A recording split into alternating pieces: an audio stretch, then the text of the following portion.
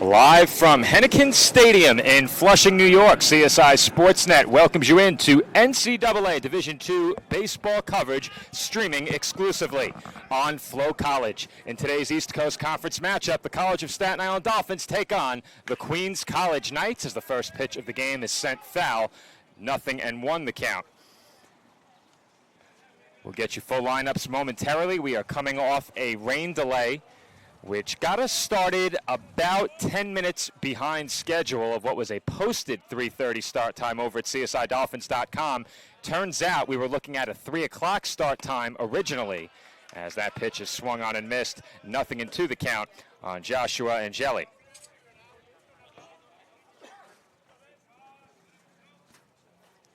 Mikey First gets the start for the College of Staten Island. The right-hander has had a good season for CSI, has pitched deep into more than one ball game for the Dolphins this year as that pitch is taken outside, ball one.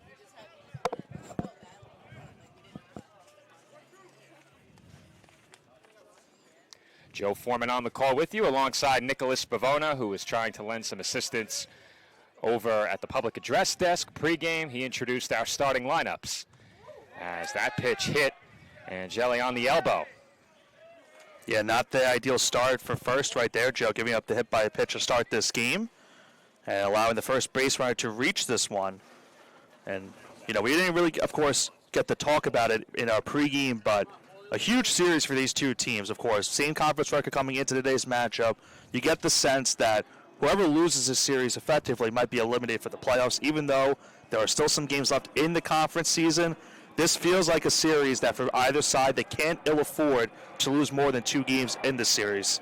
Well, Nick, you and I had a pregame show prepared. I just want to make sure we are online.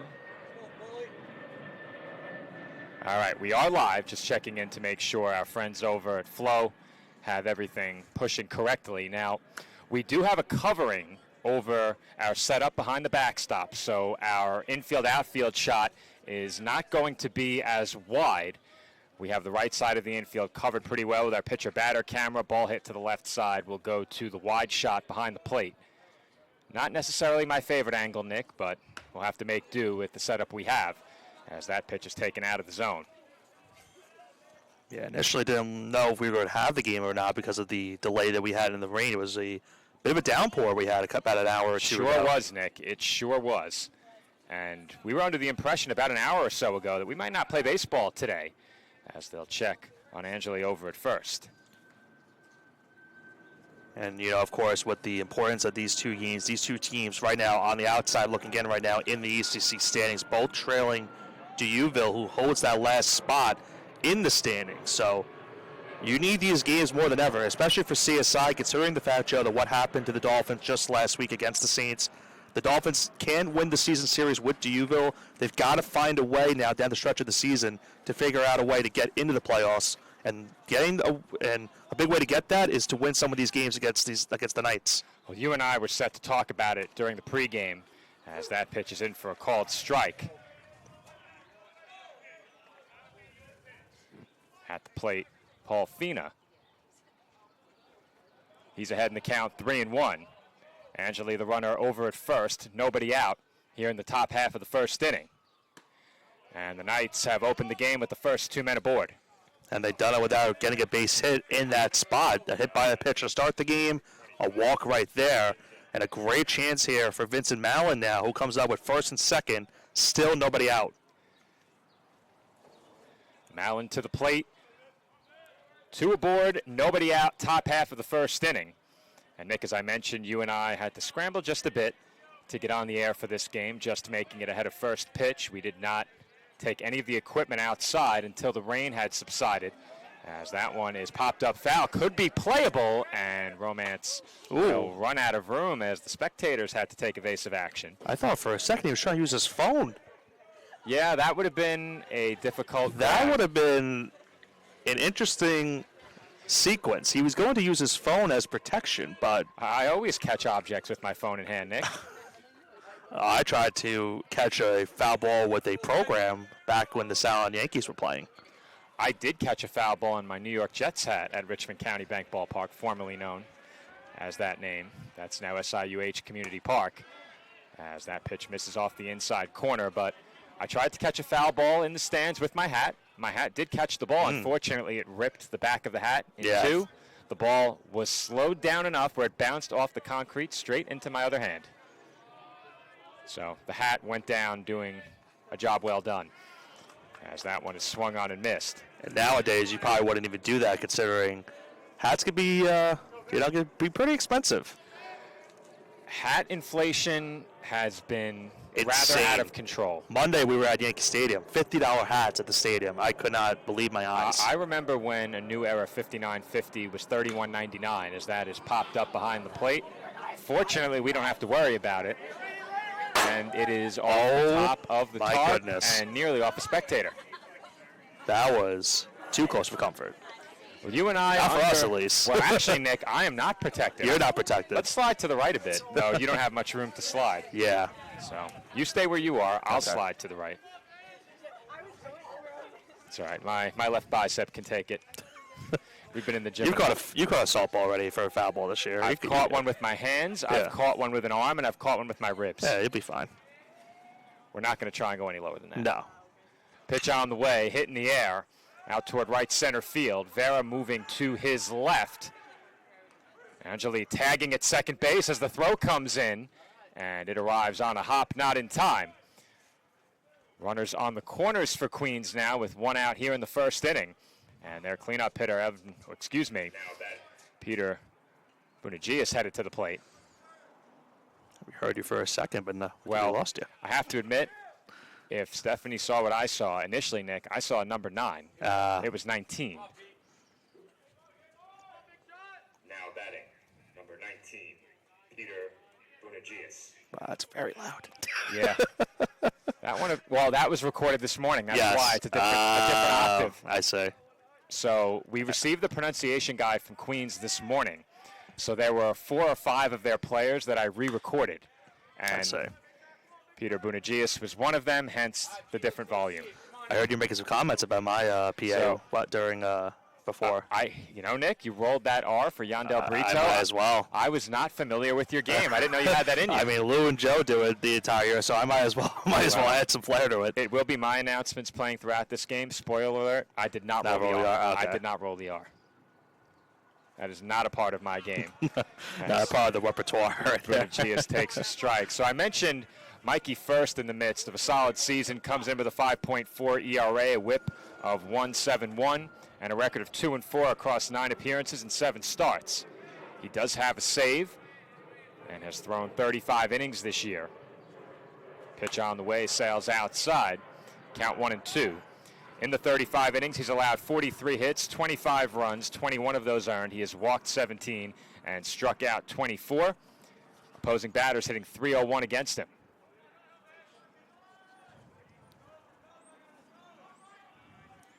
He's still ahead here, 1-2.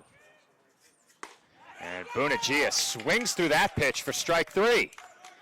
That's a big punch out for Mikey First. And he's 1 out away from a clean first inning.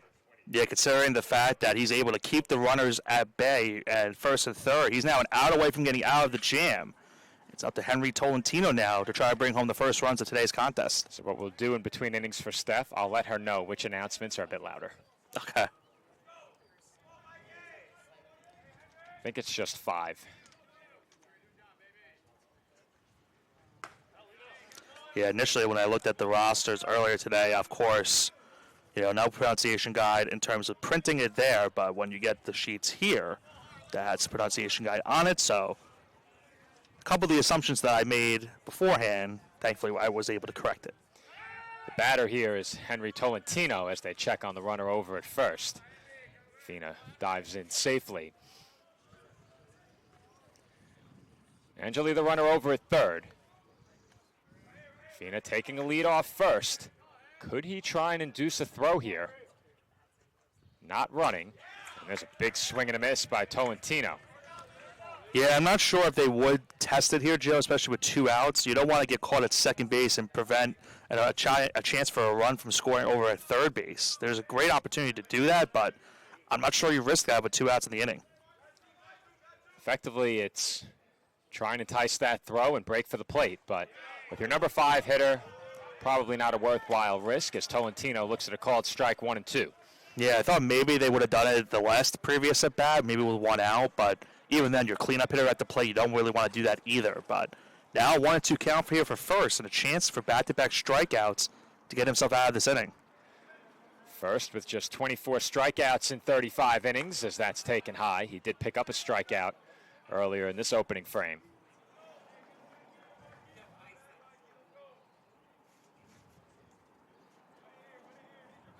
Count even, 2 balls and 2 strikes. First still 1 big strike away from a scoreless first inning. 2 and 2. Hit sharply into left field and down for a hit. That will bring home the game's first run as Angeli comes in to score. It's an RBI single for Henry Tolentino, and Queens goes in front 1-0. A good job by Tolentino right there, Joe. Looked like that was a little bit on the inside, was able to adjust to the pitch and get that one over Weigel's glove at third into left field for an RBI single. And the Knights strike first in this contest, leading this game 1-0.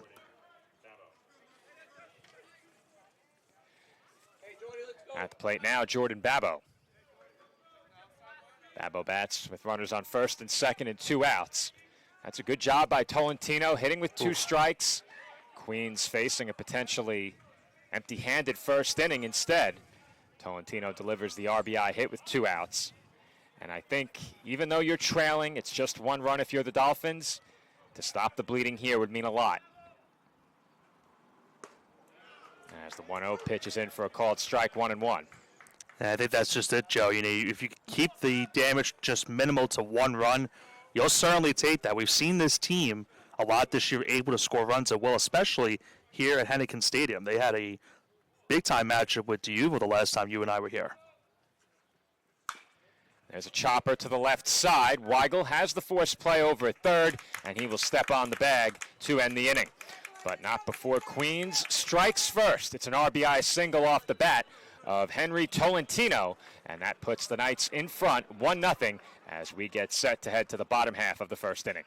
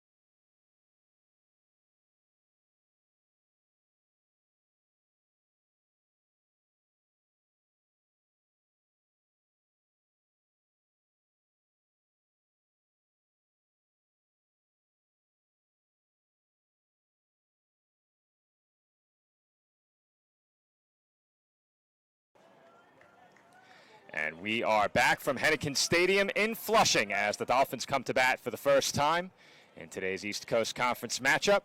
Queens leading 1-0 after the first half inning from Flushing. As the first pitch to Jamel Vera is bounced to second and booted. An error on the infield for Tommy Pasqua, and Vera is on to lead things off for the Dolphins. Well, I was going to mention before that, Joe, Vera, the last time we saw him here against Deauville, had a very nice series, of course, had a grand slam in game one of that doubleheader. But first pitch swinging there, hits that one to second, and reaches first base safely via the error. So we saw how the Knights got their first two runners on, the hit by the pitch and the walk. Dolphins get their first base runner on via an error. And Nick, I don't think the PA is as low as we thought. I think there's just one speaker. I think so too, yeah. That's part of it, and we are wearing a headset as they will That's check also on true. Vera over at first. Get you the full Dolphins lineup that will face right-hander Michael Velarde for Queens. We saw Jamel Vera lead off the inning, followed by Michael Flashner at the plate here. Get you the rest of the Dolphins order following this next pitch. And Flashner takes a breaking ball strike, 0-1. Behind Flashner, Jason Romance, Jack Kehoe, Jaden Waterman, Yandel Brito, Ryan Ortega, Vincent Weigel, Brandon Bardick, and of course Mikey First got the start for the Dolphins. And they're facing a hybrid pitcher here today, Joe, and Michael Velarde. Not only can he pitch, he's having a pretty good season at the plate as well, but not in the lineup today, but does get the start. Oftentimes pitchers don't like to hit on days where they're throwing. We saw that situation play out in Major League Baseball a day or two ago when the Mets faced Shohei Ohtani, maybe 3 days ago now. I think that was 2 days ago, yeah. 2 days ago. That series didn't go well for the Metropolitans. Right now, it's not going well for them either in Chicago. It was the only game on the air. We took a listen as we were on the ride into Flushing. Mets play, of course, not too far from here. A couple of pickoff attempts over toward first as that runs inside and gets to the backstop. Good job by Flashner to get out of the way if that hits him. He is on first base, but Vera does move up, and the Knights have to get on that quickly. Otherwise, Vera, with a bad bounce, could take a turn as well. Yeah, and Flashner somehow, some way was able to avoid getting hit by the pitch on that one. I was I don't very know how, surprised. Yeah, I was very surprised how he did it. Yeah. I don't know how he got out of the way of that one. That's one of those where if you get hit by it, they'll probably award you first base and say that there was no way to avoid it. Right. Flasher now with a 1-2 count.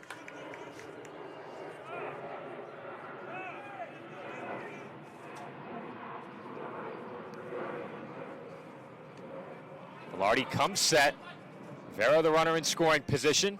Nobody out for the Dolphins as Flashner may have gotten a piece of that one on the swing and miss, but he's a strikeout victim and the first out of the home first inning. Nice strikeout right there by Velarde to get the first out of this inning. Keep Vera over at second, but now Jason Romance comes up to the plate, and we saw it last time, Joe, here. Romance in game number 2 of that doubleheader with a towering home run out into left center field. Jason Romance to the plate. Jamel Vera, the runner in scoring position, now 1 out in the bottom half of the first inning. There goes Vera Vera. headed for third, and they will not have a play on him. And I could hear it from the dugout. They thought they had him on that play if he threw the ball, but they hold it behind the plate, and now Vera moves over to third base. Well, perhaps McKelvey didn't feel comfortable with the throwing angle through the batter. I'm not really sure. But now Romance likely just needs to put this ball in play with Vera's speed. He should score. The corner's in about halfway, middle infielder's back. As Romance checked the swing, he did not go.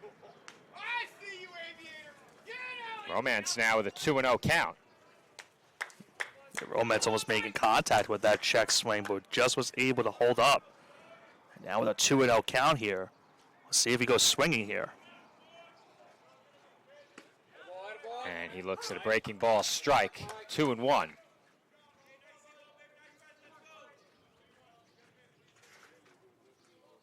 Dolphins shuffling up the lineup just a bit. Jack Kehoe moves up into the cleanup spot.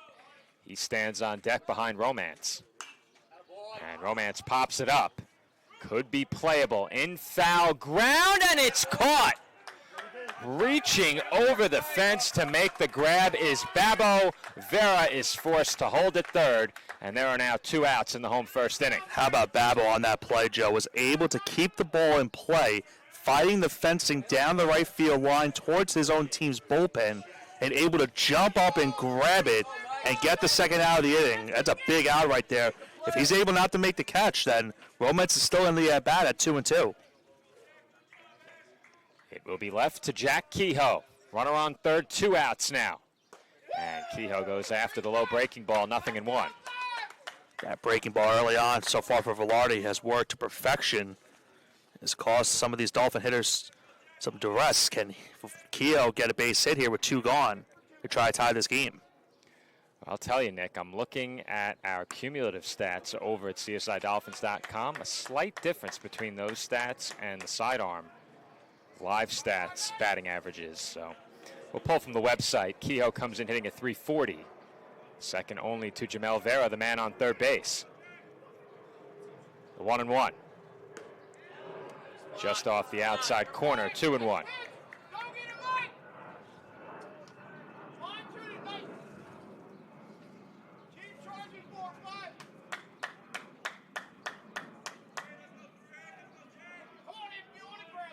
The 2-1.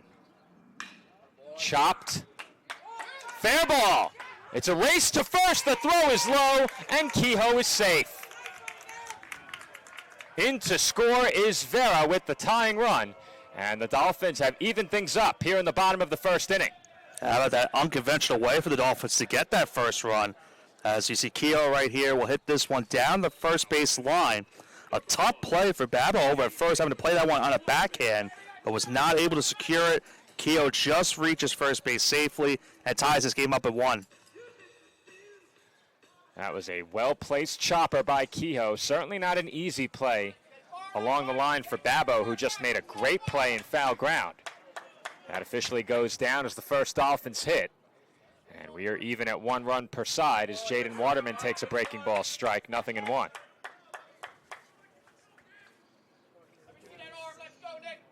Michael Velarde, as you mentioned, Nick, has been phenomenal this year, both as a pitcher and as a bat.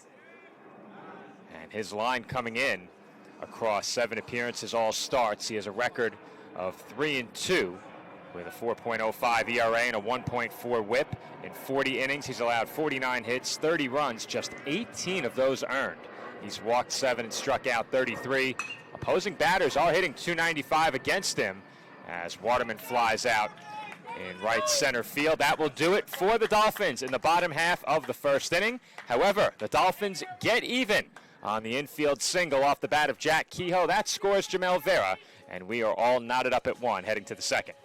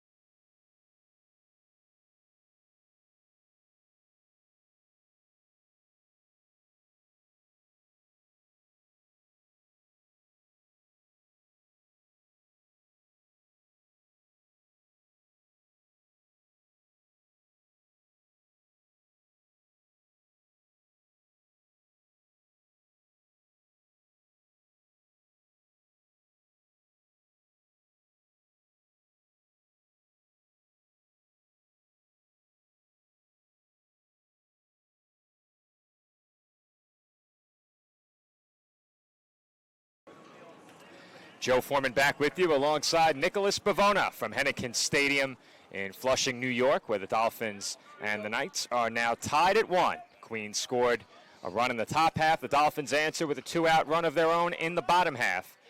And we get set to begin inning number 2 with Thomas McKelvey at the plate.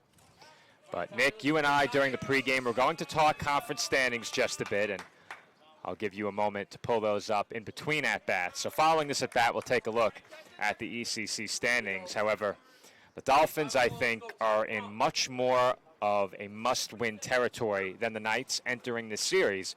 And the big reason why is that the Knights still have games against D'Youville University. The Dolphins do not.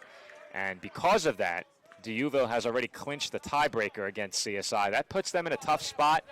I think you and I both agreed the Dolphins can certainly afford to win no fewer than 4 of these games. You can make the case they have to have all 5. Keep in mind, that includes the conclusion of a suspended game, which right now is scheduled to be finished on Sunday. Weather could change that. Yeah, and remember, Joe, also keep in mind, I mentioned this to you on the ride here, but you think about some of the Dolphins', recent outcomes over the past couple weeks. You have that game against Mercy that got away from you at the end. You were up 2 runs in that last inning. Dolphins lost that game on a walk-off. You then were up 3 runs against D'Youville just last week. That game got away from you 4 runs in the 9th inning. That's 2 games right there that effectively have hurt CSI, because right now where the standings go, they instead would have 6 conference wins instead of the 4 that they currently hold. The late innings have not been kind to the Dolphins this year. When they've won, they've typically done a lot of damage at the plate and then have been able to hold on to those sizable leads. But when the lead has been a bit slimmer, as that's popped up toward the mound and caught by first for out number 1, when the leads have been a bit slimmer, then those outs in the late innings at times have been really tough to come by, and that's where games have gotten away. Yeah, I think the importance of this game, especially, and it goes without saying, of course, with the 4-game series here this week, Joe, the Dolphins are hoping that they can get a lot of bulk innings here today from first, make sure they don't have to use the bullpen as much as they would hope to use, because they have 4 games and a potential 5th with the conclusion of that, I shouldn't say rained out game, but that game that was postponed due to We'll call lightning. it a blacked out game. It was postponed due to a lack of lights. There. So effectively it was a blackout. And meanwhile, Tommy Pasquale got hit by the pitch right there, so he now reaches first base. And now Nick Piazza comes up to the plate. He got drilled by that pitch. Yeah. Nick. Fortunately, it looked like a breaking ball. Pasquale on first. Nick Piazza to the plate. Behind Piazza, the Knights will turn it back over to the top of the lineup. But in summary, Nick, as Piazza tries to bunt, comes up empty, throw behind the runner at first, a bit offline. In summary, Nick, both the Knights and the Dolphins come in at 4-13 against the ECC. I think the 2 teams effectively could exile each other from the playoffs if they split the series 3-2. I don't think that's good enough for either side. However, as I mentioned before, Queens has the advantage of another series against D'Youville. The Dolphins do not. I feel like it comes down to the point where even if you split this series, it doesn't really help anyone. I think that's just it, Nick. There are 5 outcomes. Yeah, you have to 3-2 either way. It doesn't help either team very much. Right, you effectively need to win 4 of these games. How about that one? Yeah. If there was ever a ball that would get you to flinch, that might be it. That's the one. Thud, but our crew is just unshakable. Nothing phases us. Nothing. Not even having 10 minutes to set up. We were here for first pitch. Except maybe technology. Well, internet-wise. My phone has done a great job here at Queens. Yeah. Another 2-strike pitch fouled away. Good fight here by Piazza. At the very least, you'd like to get the runner into scoring position and give a chance to the top of your lineup.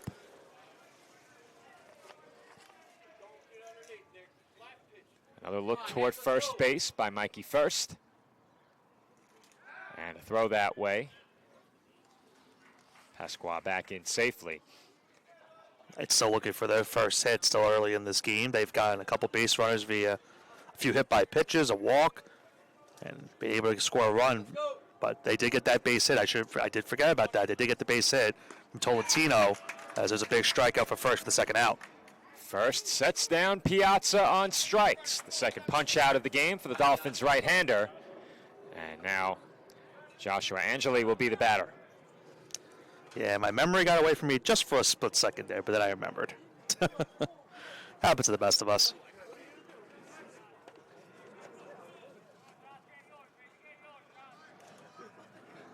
Angeli without an official plate appearance. He was hit by a pitch to begin the game and gets ahead here 1-0, but First has already hit a couple of batters. He's issued a walk. This next pitch will be number 39. You'd love a quick out here if you can get it. Runner going. And a line drive toward the opposite field will fall for a hit. Dolphins will have to move quickly here to get on top of it as Kehoe gets it in. Going first to third was the runner over at first. That is Pasqua, and it's a 2-out single for Joshua Angeli. That's as well executed of a hit and run. You can see right there, Joe. They send the runner to second. They force Flasher to go over to second base to cover the bag. And because of that, he's not able to make a play over into right center field on that line drive. But thankfully for the Dolphins, that ball pretty much just died as soon as it got to the outfield and prevented the run from scoring. That will bring up Paul Fina.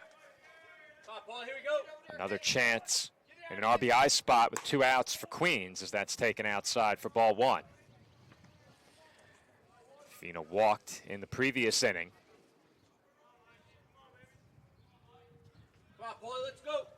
Angeli over at first. Pasqua on third. Tie ball game with 2 outs here in the top half of the second. And the pitch from first is grounded through Romance and into right field. That will bring home the go-ahead run. And moving first to third is Angeli. We will see how they score that one, Nick. I think that probably goes down as an error, Nick. It went right through him.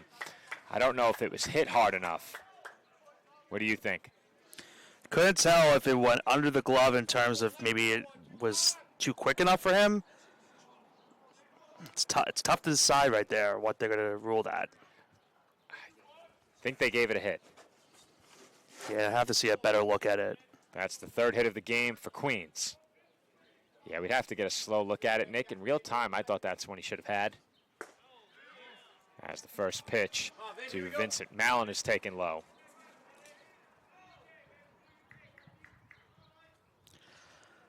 I mean, he had himself lined up for it. I think that's the problem. So you're saying you think it was an error? I think the rationale behind scoring that a hit is he had to play it on the backhand. The question is, did he have to? Could he have slid into position? If not, I don't think the backhand's a routine play on the short hop, and you'd give it a hit. If he didn't have to go to the backhand and he did, it's an error. I think we'll get one more look at it before we go to break and see what you think about it, because I got to look at it for a bit. And like I said, you have to play it on the backhand, but he was in position to make the play. The thing is, Nick, I don't think he had to go to the backhand. I think he had time to get in front of it and chose to go to the backhand. But I could be mistaken. It's really tough to make that out without a slow motion look 2 or 3 times. So we'll check it out as we head to break. And the unfortunate part also for first, keep in mind, Joe, there goes the runner. And there's another base hit. This one lands to the left of Vera and rolls all the way to the wall. That will bring home 2. It's a 2 RBI double for Vincent Mallon. And Queens goes in front by 3. It's now 4-1 Knights. And this is pretty much what's going to tie into what I was just about to mention before that, another hit and run that led to 2 more runs. All the damage so far for the Knights has come with 2 outs in this game. Tolentino gets the RBI single with 2 outs in the first.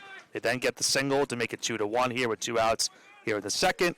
And now a 2-run double there to put the Knights up 4-1 here in the second inning with still 2 outs. Well, Nick, I have to admit, I'm shocked that ball got past Vera.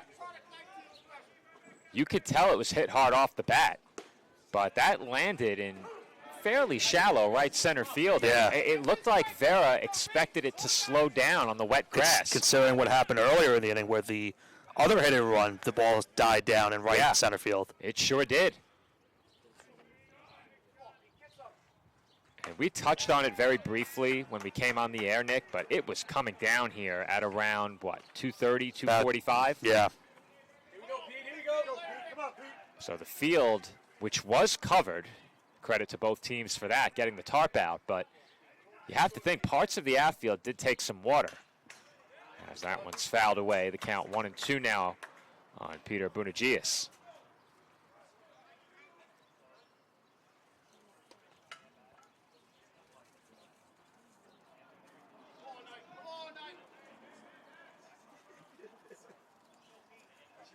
First, now 1 strike away from getting out of the inning. 3 runs home for the Knights. And that one is popped up, a foul. And they were going for another hit and run right there, too. Come on, Pete, let's go.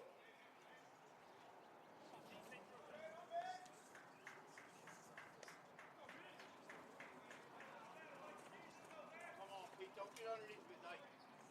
Point that bat out front. Come on, Knight. A look towards second with the runner going. Throw to third Boy. is scooped on the short hop by Weigel. Had no chance. And he saved a run right there by Yeah. doing so, Joe. He had no chance to apply a tag. Over to third goes Mallon. Let's go, Pete. And the count runs to 2 balls and 2 strikes on Bunagias. Yeah, if he doesn't scoop that one over at third base, that's going to easily allow Mallon to score on that play. And that pitch is off the outside corner. 3-2 now on Bunagias. And Nick, I mentioned before that First had a chance to keep the pitch count in check. He was sub 40 pitches with 2 outs in this inning, and he's now up over 50. Yeah, he's not been able to get that last out. And the payoff pitch is a breaking ball upstairs. Second walk issued by First. And once again, the Knights have runners on the corners. And Mallon visit coming up here for the Dolphins, and got to mention it earlier. For Mallon now, that's his 9th stolen base. He's now 9 for 9 on the season in stolen base attempts. Believe that is Severio Nardone, who headed out to the mound to speak with First here. But the conversation continues. Officially First at 52 pitches, working here in the second inning. And I think you're in a position, Nick, where if you're the Dolphins, you can't afford to see this lead grow any further this early in the ball game. The good news is there's still plenty of baseball left to be played. And with you and I on the call, it has been a slew of very high-scoring games. So you can't count anybody out in an ECC matchup, especially when you and I come together for the call. And our highest run total came at this facility earlier in did. the year. Sure did. 36 runs combined. 36. And the week before, we had a 30. 35, I think it was, 34, might have been 34, yeah. 33. It was in that range It was in somewhere. that I know range. you'll tell me. It was at Malloy. We had 31 in a game I covered in Pomona. And we had 34. 34 in the game between the Dolphins and the Lions. So don't go anywhere. It was a swing and a miss by Henry Tolentino, who had an RBI hit in just the last inning. Yeah. And I think that's what's so remarkable about calling these games, Nick. A lot of the time when you bring 2 potent offenses together, you get, some moments in a game as a broadcaster where you have to remember that RBI hit by Tolentino was just 1 inning ago. It feels like it could have been half a game ago. Yeah, and I think it's also, worth noting for these teams, the teams are battling for playoff positioning, trying to keep themselves alive, and we've seen what these 2 offenses can do this season, so we'll see how this game unfolds, but right now already 5 runs, a chance for more here for the Knights. Boy, attaboy. Well, we spoke ECC standings before. Both teams 4 and 13 in the conference coming in. But as we mentioned already, Nick, there is that suspended game. That result is pending. These 2 teams will complete that game and pick it up tied at 7 in extra innings. That was the second game of a doubleheader. So they are in extra innings. I believe it's the 8th inning, I think it was the 9th. the 9th, as that is ball 4. And Tolentino draws a walk. He's on for the second time. And, Nick, this early in the game, you hate to, boil it down to just this, but this could very well be a do-or-die at bat for First. If he doesn't get Babbo out, Dolphins may have to go to the bullpen here. Yeah, and I mentioned that earlier. This is a game where the Dolphins are hoping to get some innings out of First with 4 games effectively already, and then you have that incomplete game that you have to finish at some point. They have to get some innings out of First here today, and it looked like he was closing in on getting out of the inning unscathed, and since that has happened, the Knights have just attacked for 3 extra runs to take back the lead, and as you mentioned, they've worked his pitch count in the process. Well, if you take a look at his recent outings, he's gave the Dolphins good longevity in games. Keep in mind, the average start, I would say in games that we've covered, you don't see pitchers work 5 full innings very often, Nick. Right. Especially in the 9-inning games. A lot of the time, teams will run out a starter for the 7-inning game that they expect can give them 7. That's not always the case, but we saw that when John Esposito was a Dolphin, for example, as the 2-0 pitch misses low and in for ball 3. And now First is one pitch away from forcing in a run with a walk. And I think the other problem is this also, Joe. He's now lost his command in these last few batters, too. Question is, if he walks him, do you give him another batter? I think they will. You have to. I think they'll give him one more. It's a take all the way, and it's ball 4. And that will force home the 5th night's run. Queens in front 5-1.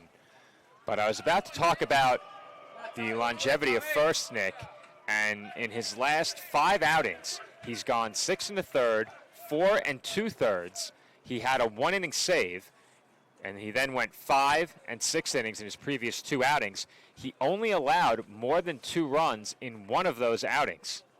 So he's pitched well, especially during the last month or so, going back to about March 20th against this Queens College team. And we'll see now, Joe, because here goes Mike Morrow now. There's a little bit of a discussion between some of the Dolphins, but now Morrow comes out to the mound to talk to his pitcher. And it appeared as if Coach Morrow saw something in the midst of that conversation that maybe prompted They're making a him to pitching leave. change, Joe, yeah. They're making a pitching change for sure. I think the question is, were they trying to buy some extra time for the bullpen? Because the catcher and infield came over, Yeah. began the discussion, and then Coach Morrow came out and took the baseball. So Mikey First is done after 1 2/3, and inheriting a bases-loaded situation will be Anthony Abruzzi. When we come back from this short break, our score in the top half of the 2nd inning, Queens 5 and Staten Island 1.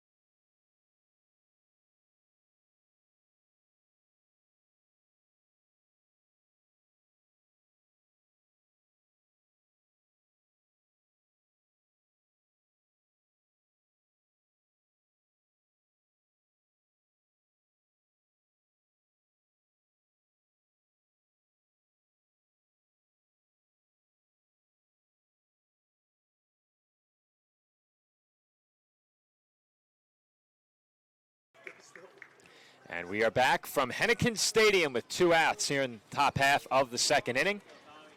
And a big spot inherited by Anthony Abruzzi out of the Dolphins bullpen as his first pitch breaking ball sails way outside. 1-0 count on Thomas McKelvey. Yeah, it's certainly not the spot any pitcher wants to come into the game, Joe, with bases loaded. But you are now and away from getting out of the situation. And the Dolphins really could use the out right here. And there's a line drive into left field for a base hit. That will bring home 1. Tolentino headed to the plate. And the throw gets away from Ortega. And that will move up each runner 1 more base. Over to 3rd goes Babbo. And up to 2nd goes McKelvey. He drives in a pair with a 2-run single. And Queens has broken this one open. It's now 7-1. Yeah, and you look at what happened there, Joe. He threw a breaking ball, looked like on that pitch, and he was just able to turn it into left field, getting home 2 runs, and they advance on the base, an extra base, I should say, via that throw towards the plate. How about this inning for the Knights? They've done all their damage with 2 outs. And there's a bouncer towards second. Flashner throws to Romance to retire Tommy Pasqua and the Knights. But not before Queens adds 6 runs. They go in front, 7-1, as we head to the bottom half of the second inning.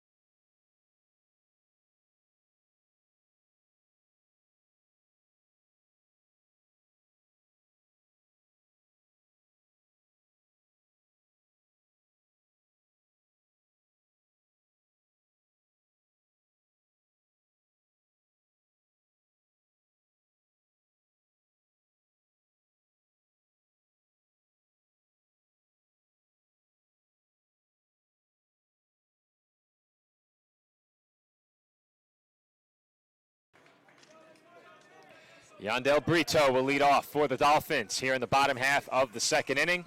CSI now in a 6-run hole against a pitcher, Nick, and Michael Velarde, who comes in throwing very well this year.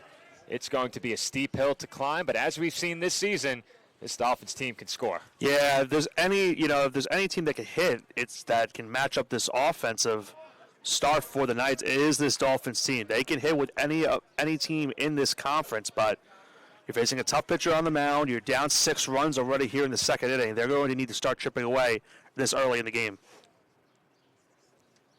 2-0 the count on Brito, and he takes ball 3 inside.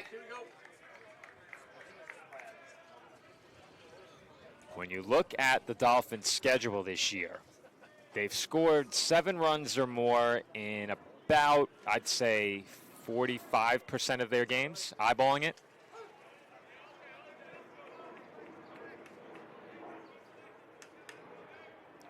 So they've scored 7 or more in 12 out of, 29 or 30? 29. 29, yeah. 12 out of 29, so you have to see how good my math was. Probably a little bit less than 45%. Let's open up the calculator. That's right.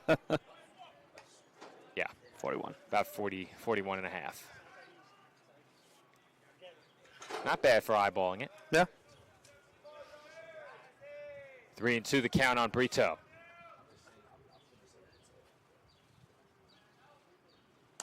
And he takes up and in. And I'll tell you, Nick, talk about not flinching. He hardly moved as that ball Yeah, came up and in on him. that was a lot too close for comfort right there. How about those announcements, Nick? Robot Joe. Robo Joe on PA. He's Enthusiastic about it. He's today. doing the broadcast and the PA announcing. How does he do it? Nobody knows. It's my first appearance on PA this year. We haven't seen him in a couple seasons. It's been a while, and that's a good thing. We are rather short today. We have Stephanie on scoreboard, robotic PA, and stats. She's the best. Yeah. We need to teach her how to do pitch clock. She could do all the jobs. Well, I don't know. Pat would like that. He probably wouldn't. Has that hit well, deep left center field. And it is caught a bit shy of the warning track. And Nick Ortega gave that a ride to the deepest part of the ballpark.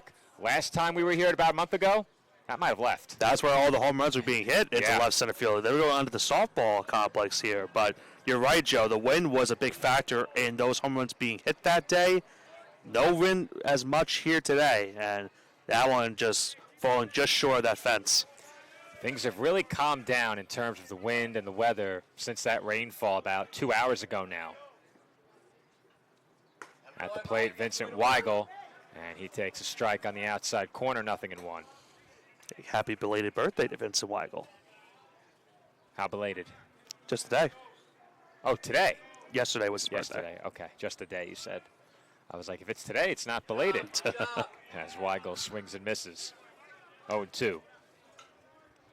Weigel, of course, had a very infamous moment the last time we were here, too. Had a towering home run. And may have given it a nice little bat flip on the way there. He sure did. He enjoyed that moment. Hopefully he enjoyed the call. As that's hit sharply toward right center field, it's down for a hit. And again, Joe gets past the fielders. That's going to allow CSI to potentially get a run. Here comes Brito, and the relay throw will not come as Brito is in to score. It's an RBI double for Vincent Weigel.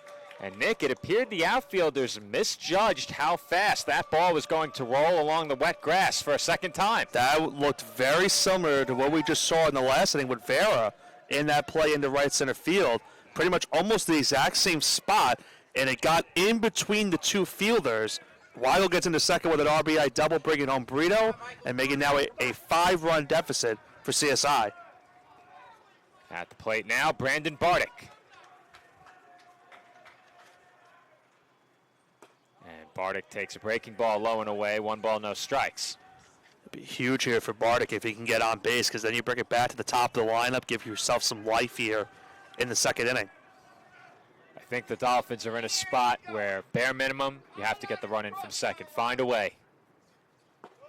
And I'll tell you, Nick, I am by no means advocating that he should go, but did you see that secondary lead for Weigel? They paid him no attention. Yeah, it would not be very wise, in my opinion, if they send him here. He won't go, but he is getting a massive secondary lead. Should score on just about any base hit. There's a called strike to Bardick. 2-1 the count. I know one of y'all paid my flight. My pilot to get drunk and they enforce us back to the terminal and make me late. I know it was one of you. Okay. Is that a serious contention from the spectator or heckling? That's how about that bounce? Takes a sky-high bounce to the backstop, and wouldn't you know it, Nick? Weigel's over to third. Wow, that's a bounce I don't think I've ever seen. That was a bounce and a half. I thought for a second it might have gone over the fence. I thought for a second I was about to catch a wild pitch. That was something else. There is not an overhang on the backstop, Nick, so that ball, if it bounces high enough, can go over. Yeah. Weigel over to third. 3-1 the count on Bardick. And Bardick takes just off the outside corner for ball 4. Not a bad pitch on the outside right there by Velarde, but did not get the call. And Bardick reaches first base, and now the Dolphins with some pressure here in the second inning. They already brought home a run. Now first and third, still just 1 out, and it's back to the top of the lineup. Bardick's reaction to that pitch, Nick, led me to believe he thought it was a strike because he did not leave right away. Yeah, I mean, I mentioned to you off the air, it is a very late strike call if the call is there. So have to wait and not assume. Well, that's the key, Nick, for you and I. Do not assume. There's not room for any rear ends on this crew. Yeah, I did a little bit too much assuming last week in one of our softball games. Thought a home run was going to be hit. Instead, it was a ground rule double. You did try and assist me. I did. When I may or may not have assumed, but you can't spell assist without a rear end. That's true. That's true. Conversation at the mound breaks up for Queens here.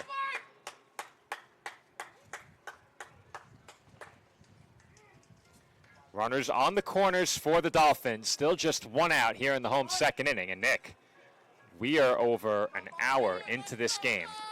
Yeah. Keep in mind, as we mentioned earlier, there is a game between these two teams that was suspended due to a lack of lights. So we are up against the clock. And remember, when we were covering the second game of that doubleheader against Uville, we were closing in on that game being potential for that one not finishing either. But we were able just to get that one in time.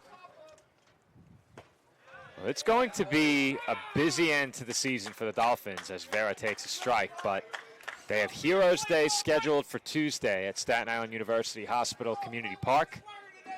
And with inclement weather in the forecast on Sunday, who knows whether or not that game gets played and where it might be played, as that one is picked by Babo. He throws home, and Weigel is in ahead of the throw. Babo with his second great defensive play of the day, Joe. That one, if not played right there, could have gone down the right field line and led to some extra bases. Instead, he prevents a second run from scoring, and now there's 2 gone in the inning. Well, Vera put a good swing on that ball, hit it hard, but Babo was there, and he made that play on the backhand as well, Nick. Went down to a knee and was able to glove it. That will leave it to Michael Flashner. The Dolphins within 4 now. It's 7-3. Velarde takes a couple of looks towards second, and that is hit well out to right center field. That will find the gap for an extra base hit.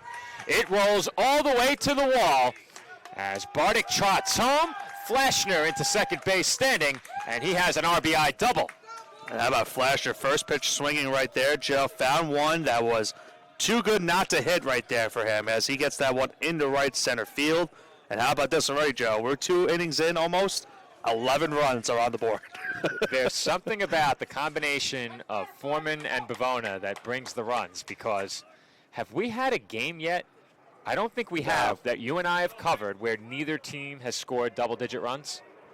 I don't think so. Not that I could think of. And if you look down the schedule, there are quite a few games where at least one team has scored single digits, if not both. But, man, have we covered a game yet between us where there have been less than 20 runs scored?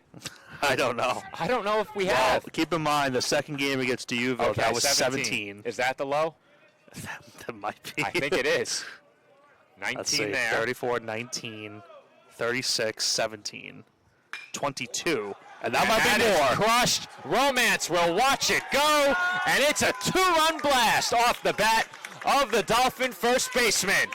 CSI right back to within a run as Romance delivers a 2-run shot, a no-doubter over the left field wall. It's 7-6 Queens. Well, that one was certainly lovely for the Dolphins right there, Joe. Romance knew it right off of the bat and has now made this a 1-run game.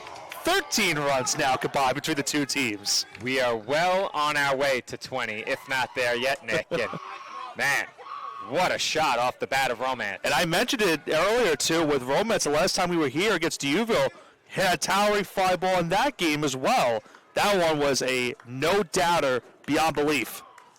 Dolphins within a run, still just 1 out here in the second inning, and we have a 7-6 ball game. And Nick, both teams now in a position where the Dolphins have already taken their starter out. The Knights might have to be thinking pitching change soon. That's going to put you in a position for the rest of this series where innings are going to have to be eaten by somebody in these bullpens. Yeah, no doubt, Joe. And I think that's something that I mentioned, a couple times already, that with already 4 games in this series coming up, you have one game also having to be finished off, and you're in extra innings in that game, or at least the ninth. Well, technically, no, it is extra because that was a 7-inning game. Extra, yep. Yeah, so it really comes down to the will of these pitching staffs and what's going to come down this weekend. It's 1-2 on Jack Kehoe, and he bounces one straight to first. Babo has it on the backhand. Now, Nick, I could not see the second out up on the scoreboard. I might have mistakenly said 1 out, but that was the 3rd out on the bouncer to first base, and that will do it for the Dolphins in the home second inning. The big blow, a 2-run blast off the bat of Jason Romance, and the Dolphins turn what was a 6-run deficit into a 1-run deficit. It's 7-6, Queens over Staten Island, heading to the 3rd.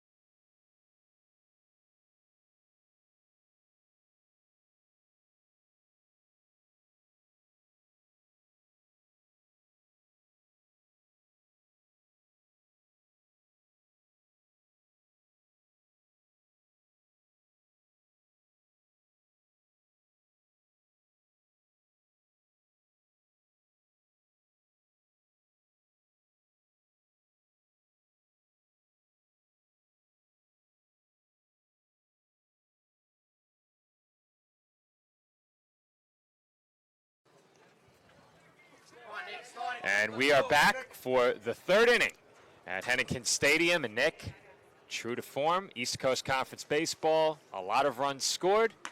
It is 7-6 as we begin the third inning. Well, we were looking at the scores from other games that you and I have called, whether we were on the air for both of them or at least you were on the air or I was on the air regardless. The only games we haven't had double-digit runs were the games you and Sam Whalen called earlier against Caldwell. Every game since then that we have been on the air for has at least had a team score double-digit runs and have combined for around, I guess on an average, 15 to 30 runs at that point. If you average out, you know what, we'll have to do that during Yeah, that's a good math question. Let's right average there. it out as Nick Piazza takes a breaking ball strike, 2-1. Couple of 30-run games between the two teams. We had a game last year, 27-1. Like you and I have been on the call for some slugfest, if you want to call it. That one dribbled foul. You'll have to give me the run totals between innings. I'll calculate it out for you. Got it. Tell you, Nick, I should have brought back the Joker mask. Oh, it's got into you. I am suffering. Yeah, right I now. can hear it. Yeah, it's tough. Yeah, the pollen was not friendly to my car when I was on my way to CSI today. Not friendly whatsoever. And that one hit up the middle and through for a base hit for Piazza. Losing the hat in the process is Vera, but Piazza, the number 9 hitter in the order, gets a leadoff single to start things off here in the third. Let's go, Josh. Come on. Now it's already back to the top line. Third time already, Joe. We're at the start of this order for the Knights here in this third inning. Yeah, Nick, we might have a problem. Yeah, I heard it. Yeah. It is getting bad. It's getting bad. I thought I was over this. Pollen can be very cruel. Joshua Angeli at the plate here. Big secondary lead at first as well for Piazza. Yeah, you know it's bad when you had to take the headset off and you couldn't even finish the call at the play. My first reaction when I stepped outside today was, I didn't buy a yellow car. What happened here? Yeah. Now, I do have a black car, which shows everything, but And I think what was funny is before we left, they said, you know, my car is covered in pollen. It'd be a great day to get some rain. ask and you Did shall I receive. speak it into existence? Runner took a couple of steps there, but Piazza held up at first. And the count evens at 1-1 strike on Angeli. Now, I did see you breaking out the moves in the parking lot behind the office. Was that a rain dance? I was like, what? I was very confused. It's all right, Nick. Sometimes you just want to dance a little. I can't relate. I'll dance if the Knicks move on to the playoffs. How about that? Nick, I will dance if the Knicks go deep in the playoffs. I know why. Exactly. Come on, Josh. Let's go. Josh, come on, kid. The Rangers did not have that problem Wow. this year. We vacated my prime location season tickets in the front row. Yeah. It was a tough year. However, we did replace them. We moved into the 400 level. That's a bit safer in case they Right. stink again. Let's hope not. Yeah, we moved up a little bit. Ex-Joe Calabrese, I'll tell you otherwise.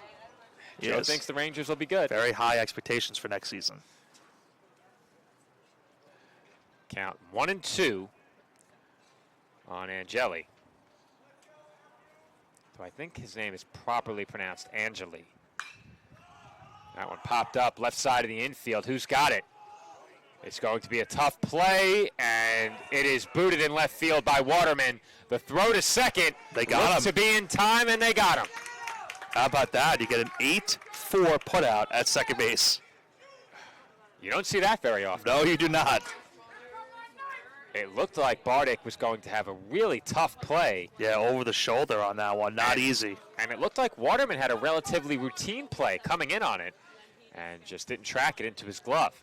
Yeah, and you remember what happened earlier this week at Yankee Stadium, you know, this third game of that series. There's one out, Nick. I'm trying to get you to Oh. move to the scoreboard operator. Can I motion it to them? You can say it. Steph, one out. On the board, on the board. Not They the got it. best. Oh, she is doing 3 jobs. I'm a tough crowd. Well, yeah. You know, I've been told, and I don't know who said this, I've been told I'm difficult to please. Where did they get that from, Nick? That is. I'm not getting involved. That is blasphemy. I'm not getting involved. Paul Fina at the plate here has a 1-1 count, and he chases the breaking ball in the dirt, 1-2.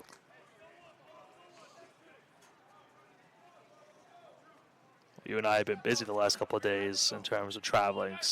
MSG Sunday, Yankee Stadium Monday, Queens here today, back Well, to Staten Island tomorrow. What I can say about our trip from Yankee Stadium, we we did don't- not hit any traffic on the way home. There's a foul ball. we down don't, the we, left don't, we, field. don't, we don't need to talk about that, Joe. For those who tuned in to the Yankees game on Monday, it was an all-time classic. Both Aaron Judge and Mike Trout hit 2 home runs each. Yeah. The Yankees walked it off in the ninth, Yeah. Oh, did they? and Nick and I got to watch it on a iPhone screen. That's the thing, Joe. We didn't get to watch the last Well- run. We tried to. Well, we didn't try to. Someone else did. Well, I had a good time at the game. That's what I'll say. Yeah. Yeah, I know you did. There's a soft ground to the third. Weigel will go to second for 1. Throw over to first. Not in time. Fina beats out the relay to first. And the Knights will have just the 1-2 out base runner. But bringing up that play also in left field, I forgot to mention that too while we were motioning over to Steph. There was a play in the Yankee game, I believe that was game 3 of that series, which was a wild series to begin with. But there was a pop-up hit in the middle of the infield from the Angels, and it was a play where the shortstop and third baseman, didn't really decide on who was going to make the play. The ball dropped in the infield, and that was effectively the winning run that the Yankees scored in that game. So sometimes you see that, but on a play like that, it was tough. There's a high fly ball, fairly deep center That's gone. field. Vera Might be running gone. toward the wall, and it's off his glove. Vera is down, and the Dolphins will have to track this ball down up against the fence, and this will go down as an inside the park home run. Vincent Mallon in to score. 2 runs home for the Knights, and now Joe, did the ball go over the fence, though? Because I thought it did. it did not.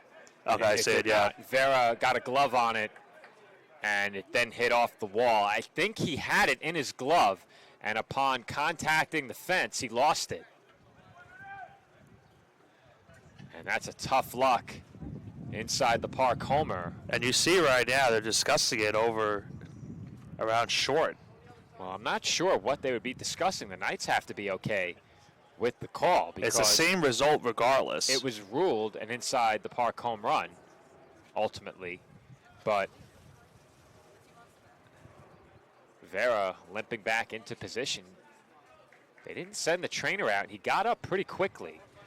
The question is, Nick, was he in any position to reach for the ball and flip it to a teammate? I don't know how far away that ball got from him. I don't know either. Either way, it's now a 3-run ball game, and Nick, I think if you're the Dolphins, wouldn't you have loved to have the 0 up on the board here in the third, coming off the 5-run inning, get right back to the plate? Instead, it's a 3-run deficit again. And again, the Knights do it with 2 outs, and how about that scorcher up the middle? A hot shot off the bat of Peter Bunigius almost took the glove off of Abruzzi. And that might be all for the Dolphins' right-hander as Mike Morrow heads out to the mound and will make a pitching change.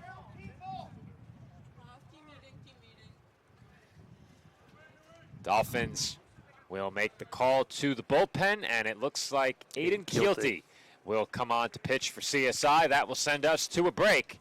Our score, Queens College 9 and Staten Island 6. We'll be right back with 2 outs here in the bottom of the third.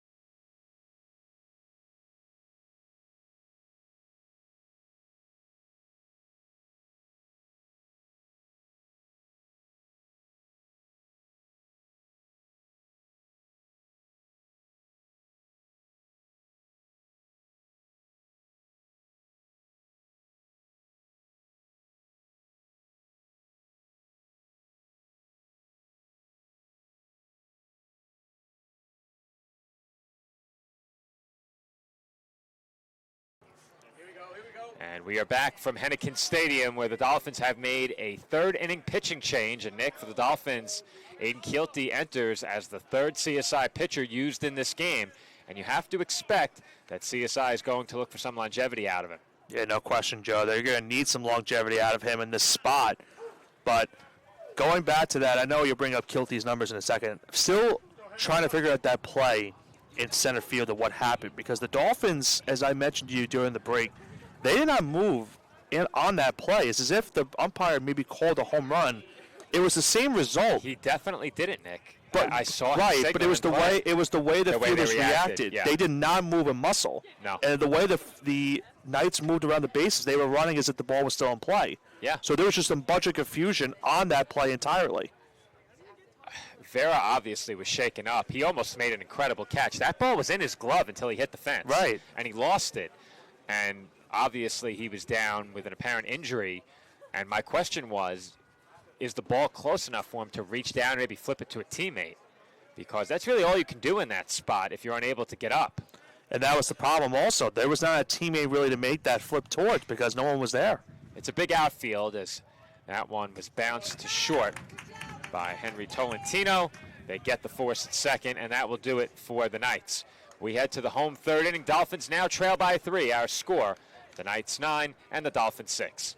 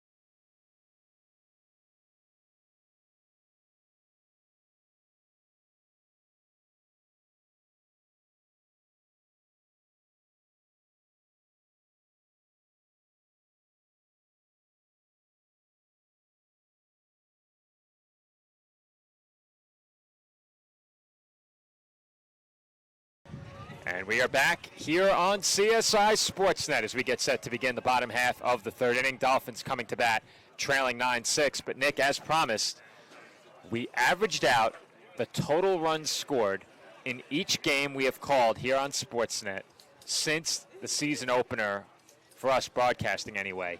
Those games were played against Caldwell University at Columbia. So that was our season opening broadcast, not our season opening games. We have since called 6 games. The average run total in those 6 games, 26.5. And we're at 13 runs here in this game. We're halfway there. No, we're not. We're 15 runs. you get the point. We're more than halfway there. We're more than halfway. We were at 13 We were at 13. We were. Yeah. And one could argue that we were inches away from staying there. Right. Jamel Vera almost making a great play at the wall. Yeah. And that one that went might be well moved- to the left, but not well enough. It Yeah, got not in on enough. the hands of Jaden Waterman there. And like I You said, also assumed on that play, yeah, Nick. the way he hit it, I thought for a second. Nick, you can't assume in this outfield. Too spacious. Well, I wasn't going to say he might have. I was just gonna You say said it's that. gone when the ball was in flight. I didn't say that. For the inside the park? Yeah. Well, to be fair, it technically was a home run. It's not gone, though. It's in play. It is, Well, I think. well, we don't know. That is true. I think it was in play. The infield umpire emphatically signaled that the ball was in play. That's why I'm just confused by the whole sequence. And they threw it in, didn't they? No, that's what I'm trying to say. That's what I'm trying to tell They you. never got the ball in? I never saw the ball come into the infield. Okay. What I was trying to motion to you, or not motion to you, but say that, is that once the ball was hit, not a single Dolphin defender moved. Yeah. That's not ideal for me. Hey, Joe, what's going on in the game right now? Nick is I taking got in the game through our plastic covering for I the got equipment. I'll put my water bottle on for now. But regardless, the way the Dolphins infielders reacted, now one player moved, and you mentioned that if if able to pick up the ball, they could have maybe flipped it, but there was no chance because not a player was there in sight to help Vera on that play. To be fair, Nick, if that ball gets trapped at the base of the fence near Vera and he doesn't throw it, they had no play anywhere. Right. No, I agree with that. That's why I don't know if anyone could tell. I mean, I would love to hear. I can't say definitively that ball stayed in play, but it sure looked like it did. Right. As that's bounced to second by Yandel Brito, and he is the second out of the inning following the fly ball by Jaden Waterman. Yeah, we would have to hear an explanation from the umpires about that. That was. Well, all you have to do is ask the Dolphins. That's also true. Ryan Ortega will be the batter with 2 outs and the bases empty here. Ortega 0 for 1 thus far. And Nick, Michael Velarde is now 1 out away from getting the inning that the Dolphins hoped Anthony Abruzzi would get. Came really close to a scoreless inning in the third, and now Velarde an out away as that's it well out to right field, slicing toward the corner and caught on the move just shy of the warning track by Fina. That will do it for the Dolphins as they go down 1-2-3 in the third. We head to the 4th inning. Queens on top of Staten Island 9-6.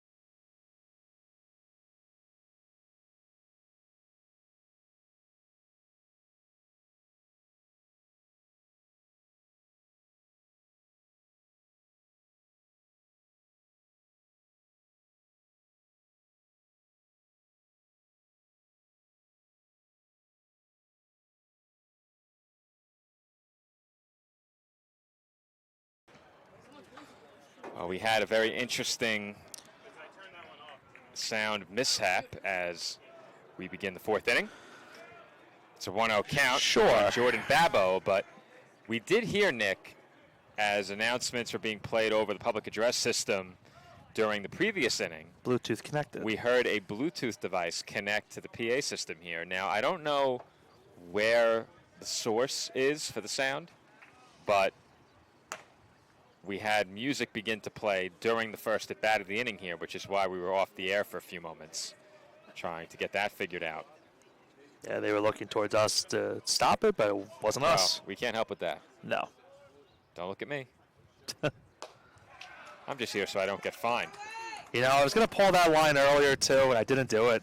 And It's I okay. regret not doing it. It's okay. Need to leave some material for me. Okay. Do you want to do the Piazza bit now? Are we quite there yet? No, could be. 2-2 the count here on Babbo. And he just got out of the way of that high fastball, 3-2. Let's see if you do it when he comes up to the plate. You know, there was a former Met named Mike Piazza. You might know him. Really? You don't say.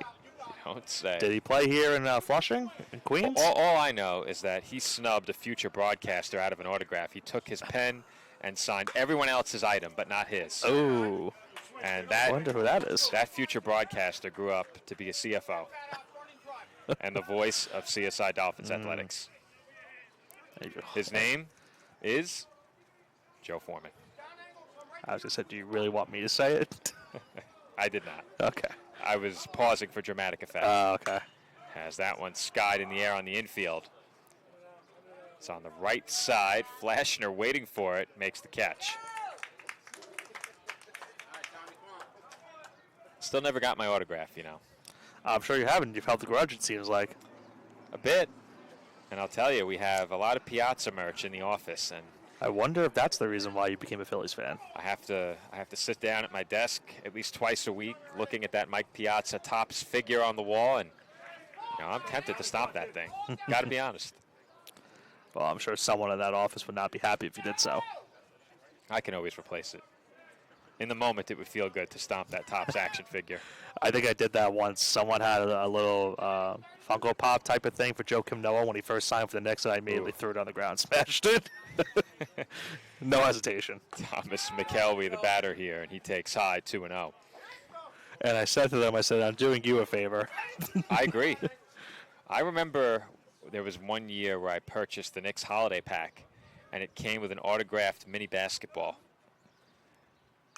That one's fouled away, and you had a chance to get 5 different players. It was like Porzingis, Carmelo Anthony, Jeremy Grant, or which Grant was on the Knicks? Yeah, Jarian Grant. Oh, man. Robin Lopez and Oh. another obscure Knick that played with them for a very short time. Let's say Lance Thomas. So, of course, you want Carmelo Anthony or Kristaps Porzingis. As that's lined into the right field corner, that's down for an extra base hit. Kehoe will have to track it down up against the foul pole, and McKelly will pull into second base standing. He's on with a one-out double. Yeah, going opposite field, hitting that one time, Joe, and I was almost in danger, maybe being a triple down the right field line, but good job by CSI to get that one back in. But nice base hit right there with one gone. We just saw that last half inning, the first 0 of the day for either side. Dolphins in danger of giving up another run right here. Well, to put a bow on that story, Nick, I purchased 3 holiday ticket packages, and you can guess which 2 players I didn't get an autograph of. Yeah, it makes sense. Yep. Hey, you know what's funny? Because I think my friend has a basketball. We've been to a couple of Knicks, events over the last couple of years, and he's had some obscure Knicks sign the basketball. But now he's had, guys like Clive Frazier sign it, and other star Knicks. So it's tough. And there's a line drive, one hop off the glove of Romance and into right field. No throw to the plate, and it's an RBI single for Tommy Pasqua, as the Knights are back in front by 4 and have reached double-digit runs. We are there again, Nick. It's 10-6 Queens. And a tough play for Romance at first base right there. Joe had to play that one off of the bounce, try to backhand it once again, but just really could not make a play on that one. That one was a hard-hit ball. And now a 4-run lead once again for Queens College on that play over at first base. So go ahead. Do you want to do the bid now? Nick Piazza to the plate. Imagine he was playing catcher this game.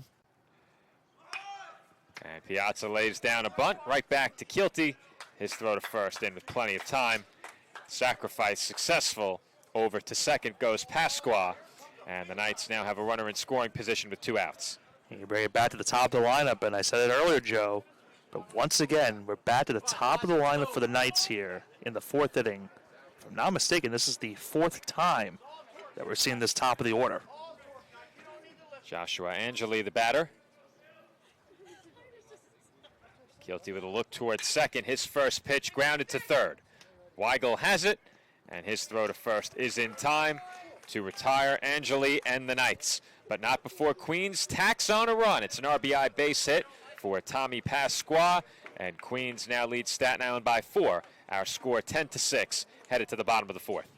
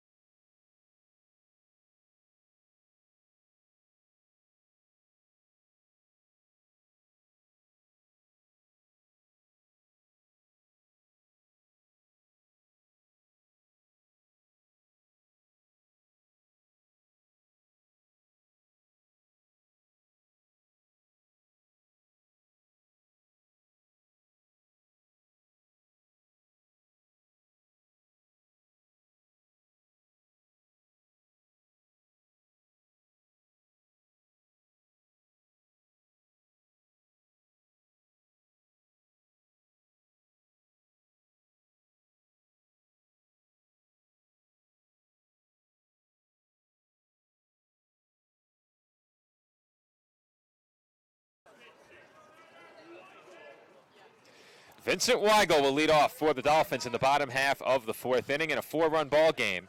Queens leading Staten Island 10-6. Michael Velarde still out there for the Knights. And Nick, I think if he can get through this fourth inning, you have to be thrilled with getting that out of him, given how shaky that second inning was. 5 runs home. It looked like the Dolphins were poised to get even. They came up just a run short. And since that time, Queens has scored the last 3. And keep in mind, Joe, his pitch count has been pretty good so far for this game. He's at 50 pitches coming into the inning, now at 52. So you'll certainly take that, and you're hoping that he can give you a couple more innings potentially, if that's the case. Count 2-1 on Weigel here. That front door breaking ball just missed. Weigel 1 for 1 with an RBI base hit. And he's now ahead in the count, 3-1. Come on, Mike, here we go. All the way back, kid. 3-1 on the way. And Weigel hits it in the air. Fair territory, right side of the infield. And it is caught over at second base. Pasqua makes the grab for the first out.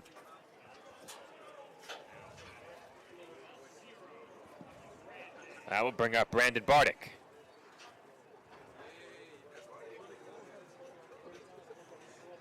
Bardick, without an official at-bat, walked his first time.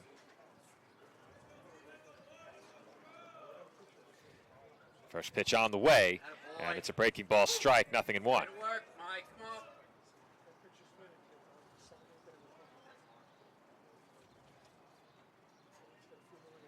Nick, I think we need a scoreboard reset out there. Let Steph know. Sure idea. Chopper to short off the bat of Bardick. And the throw to first retires the Dolphin shortstop for out number 2. Let's go, get out of it.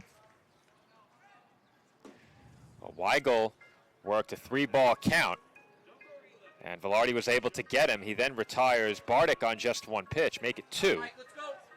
And the Dolphins now staring in the face of another 1-2-3 inning at the plate. And this is exactly, what you need. If you're Velarde, you can get back-to-back zeros on the board after allowing the 6 runs through 2 innings, especially with the low pitch count so far.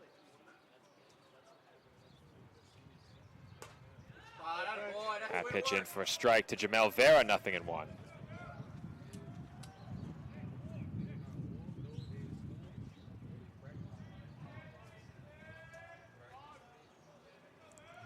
The 0-1. Hit well out to right center field. But ranging back and making a leaping catch just shy of the warning track was Mallon. He misjudged that ball just a bit. It carried further than he thought it would. But the Knights center fielder makes the tough grab to retire the Dolphins in a 1-2-3 bottom half of the fourth inning. We head to the fifth here at Hennecken Stadium. Queens over Staten Island 10-6.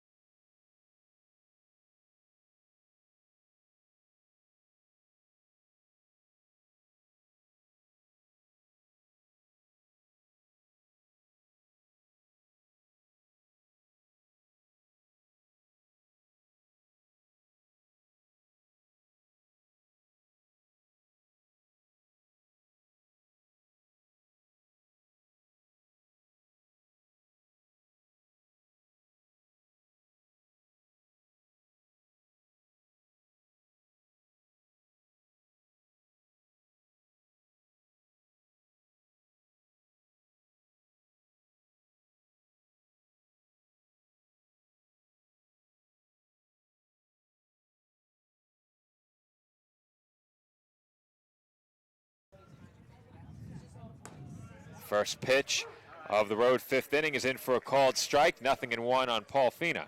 Come on, boy, let's go.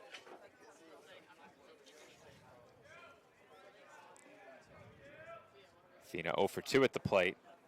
Does, however, have an RBI as he drew a walk that forced in a run.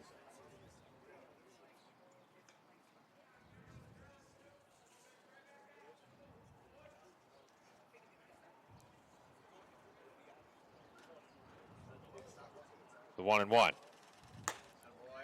Up and away, 2-1.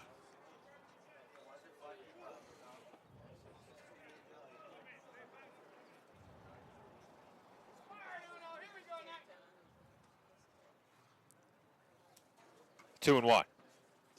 Another breaking ball that sails high. Guilty behind 3-1 to begin the fifth inning. 2, 3, and 4 due up for the Knights, so if there's ever a time you want to avoid that leadoff walk, it's here.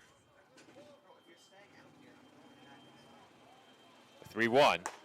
Sails upstairs, ball 4. Let's go, Vin. Stay hot, Vin. Let's go. That will bring up Vincent Mallon. Mallon made that unorthodox catch in center field to bring the last inning to a close. Came in on that ball off the bat of Vera, and then had to very quickly adjust and reach up as he made a leap short of the warning track. Mallon 2 for 3 at the plate already. 4 runs batted in for him in this game. Vera very nearly robbed him of what went down as an inside the park home run. And Nick, you know, we still haven't gotten clarity of whether or not that ball did go over the fence. I don't think it did. I'm not sure we are going to at some point. We will. You know what? Sam should know. We'll ask after this pitch. There's a strike. Sam, the ball off of Vera's glove, did that go over the fence? They're saying that it bounced back in. So it went over and came back? They're saying that no, he brought it back in. Okay. That's what they're saying. Okay. So, Nick, they're saying that Vera kept the ball from going over the fence. It did definitely hit his glove, by my estimation. I thought it hit his glove about 2/3 of the way up the wall. I didn't think the ball was over the yellow line, but they would know better than me. I thought it was. You thought it was over? Yeah. Well, then he brought it back.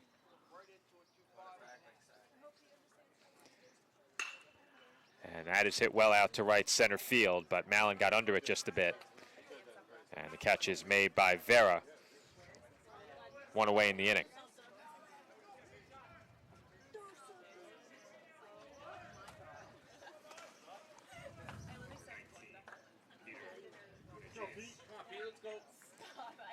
Peter Bunigius, the batter.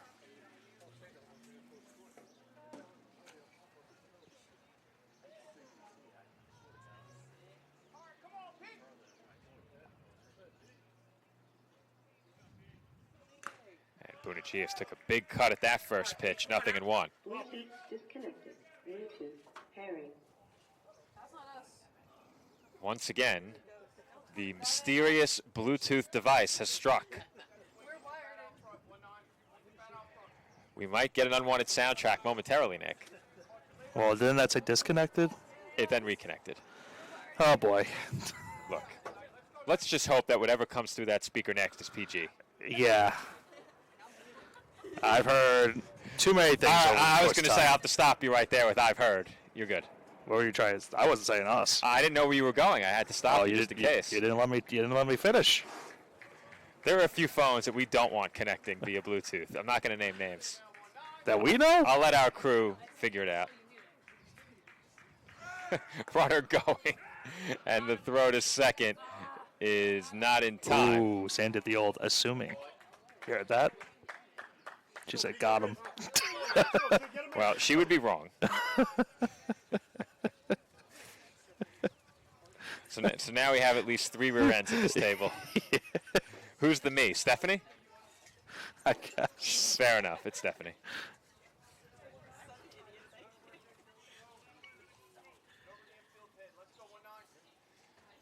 Guilty's pitch on the way, and that's taken low.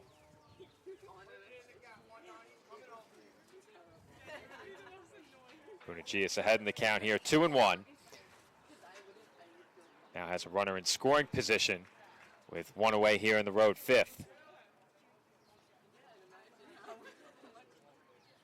Fina, the runner, over at second, as that's sent out towards straightaway right, caught by Kehoe.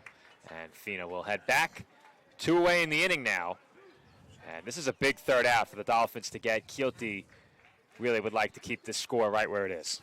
Well, the Dolphins have yet to get a 0 on the board so far in this game, Joe. The Knights have scored in each inning, and most of that production has come with 2 outs. So they have a chance here again with 2 outs with that runner in scoring position. But Kealty with a chance to get that first Dolphin 0 on the board, keep this a 4-run deficit.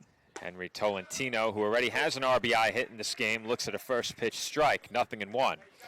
Tolentino 1 for 2 at the plate thus far, has also drawn a walk.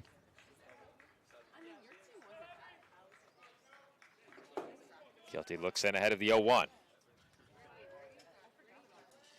2 looks towards second as well, as the breaking ball catches the low inside corner, 0-2. We've seen a few of those, Nick, that front door breaking ball. Kealty now 1 strike away from keeping this a 4-run ball game. The 0-2. Hit in the air, foul.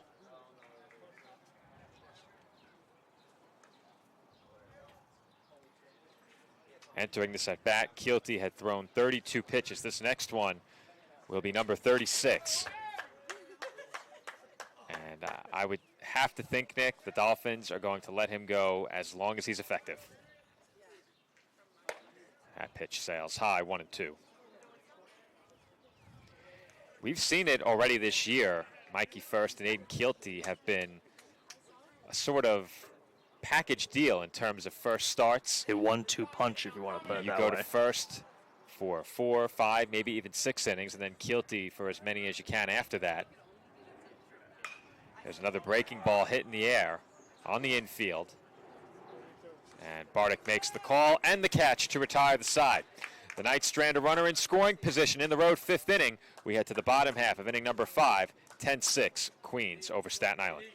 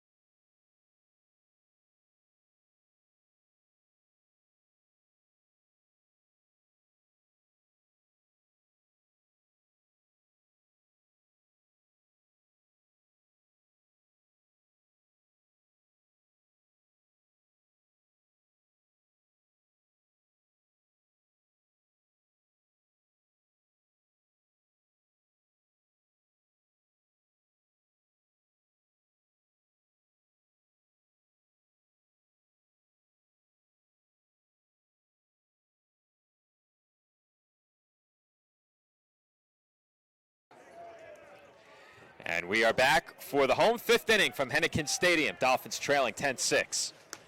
First pitch taken outside by Michael Flashner, 1-0. Flashner 1 for 2 with an RBI. Has also struck out in his 2 plate appearances. Michael Velarde still out on the bump for Queens. Has really steadied the ship after a very rough 2nd inning. Flashner takes a strike. Now, Nick, you have 1-1. They have 0-2. Who's right? Pointing at himself. I never doubted you. I never doubted At least I think I am. you. Ooh, I don't like the lack of confidence. Yeah. You know my number 1 rule, Nick, though I have a lot of number 1 rules. It's always double down. Let's say the umpire gives the count. But they give it inverted sometimes. I could be So wrong. he had 1 on the left hand. Yeah, he did. I could be wrong. That looks like 2-1 to me, Nick. I don't know. I think you're right. Let's see. Let's say this is the moment There's of the truth. moment of truth. Come on, Mikey, here we go. Ah, don't do it now. Come on. Oh, man. Oh, brutal. No help. Nick, I think it's ball 3. Considering I called the first pitch, I should have known. That's why. It's more reflex and instinct than it is attentiveness. Ooh, Steph's the best. I was wrong. A big blow to the ego. Did I put it Nick myself? Pavone. I didn't do that. Nobody saw it except What are you me. talking about? So I'll be sure to get on you about this for at least the next 4 innings. I don't know what you're talking about. That never happened. And you're going to double down. But Nick's vindicated as Yeah, Flashner it was a draws walk. the walk. It was a walk anyway. All right, Mike, here we go. Everyone else had it wrong except you, Nick. It's Yeah. okay. I don't know what you're talking about. It's a leadoff walk for I was Flashner. just looking into the future, Joe, and I saw that eventually happening. Nick Stradamus. Yeah. We have I Joe saw- Stradamus. I saw the rain happening at some point today. You know, You did call it when we Yeah. got in the car. You said, rain in the forecast. Watch out. Michael, here we go. To be fair, my car got a free washing up in the parking lot. I'm curious what my car looks like back on Staten Island. Now it's only yellow from, I'd say, the door handle down, Yeah. as they'll check on Flashner at first. Jason Romance at the plate, 1 for 2 with a towering 2-run homer. They better watch out at softball and left field. Romance might want to try to give that one another ride. Are they still out there? Yes, they They're are. out there right now. Very much so. Big game for them tomorrow. Big pair of games. Yes. They visit us back on Staten Island. Queens College takes on CSI, and Nick, if the Dolphins take one of those games, I don't want to say they've clinched it mathematically, but all signs would point toward a playoff berth if the Dolphins can take 1 out of 2. And there's a tough luck double play right there, an absolute scorcher off the bat of Romance. Flashner doubled off first, and they were quickly 2 away here in the home 5th. I mean, we don't calculate the miles per hour on a swing after a bat, but that one was a liner right to second base, and really nothing the Dolphins could do right there. Romance hit it perfectly, but just too perfectly to the second baseman, and Flashner was caught at no man's land. And hopefully we don't pick up Jason's reaction either. Yeah, hopefully we did it. And That's why I kind of try to talk over I just to think make sure. it was a warranted reaction. He hit an Yeah. absolute rocket there and had it You caught know, at second base. You and I like to say is, I guess former for me, but I'll make that point in a second. And that one is through into left field following the diving attempt by Nick Piazza. It's a 2-out single for Jack Kehoe. As a current show player that you are, a former show player that I am. Do not invoke the name of that game. That's free advertising. Oh, I guess I was just gonna say it's perfect. Couldn't have had it any better. Nick, I don't I don't want to give it advertisement. I don't want to talk video games, but I'm going to very quickly. Any game where you can be told you did something perfectly and still have a negative result, I want nothing to do with that game. Yeah. And you and Pat keep trying to get me to play it. Well, I keep telling you no. misery loves company, Nick. I don't want to be miserable. I had 2 opportunities to reach World Series and failed both times, so I'm a little bitter. At the plate here, Jaden Waterman. And Waterman hits one on the ground to third. Piazza scoops it up and throws out Waterman to retire the side.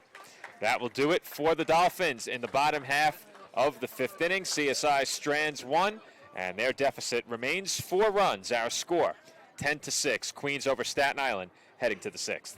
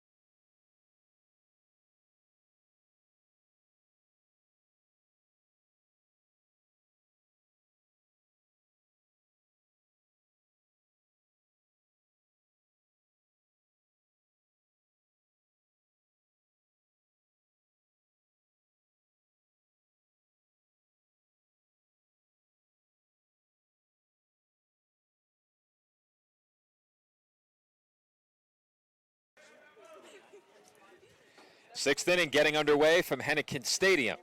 Queens leading Staten Island 10-6 as Jordan Babbo chased a high fastball there for strike one. Yeah, he might have been looking to hit that one into softball.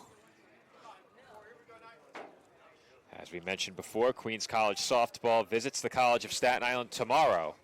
And the Dolphins, Nick, with a win, put themselves in prime position to lock up a playoff spot in the near future.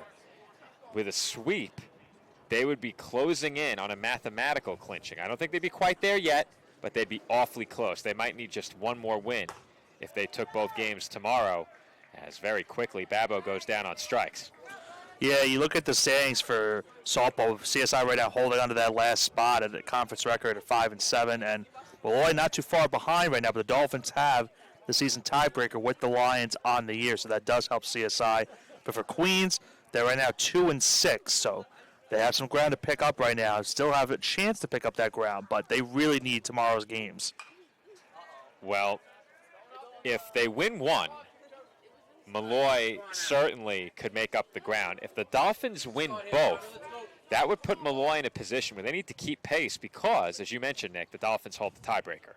So the Dolphins can really put the pressure on Malloy with a sweep tomorrow, as that's hit well to center by Thomas McElwee, but Jamel Vera barely had to move as he makes the catch for a quick second out. 2 up, 2 down here in the sixth. And something also for that stuff with Malloy, keep in mind the Dolphins were closing in a potentially a season sweep of the Lions. They lost that last game of that 4-game season series, 2-1 in extra innings. Fitting, 3 of the 4 games with Malloy all went to extra innings.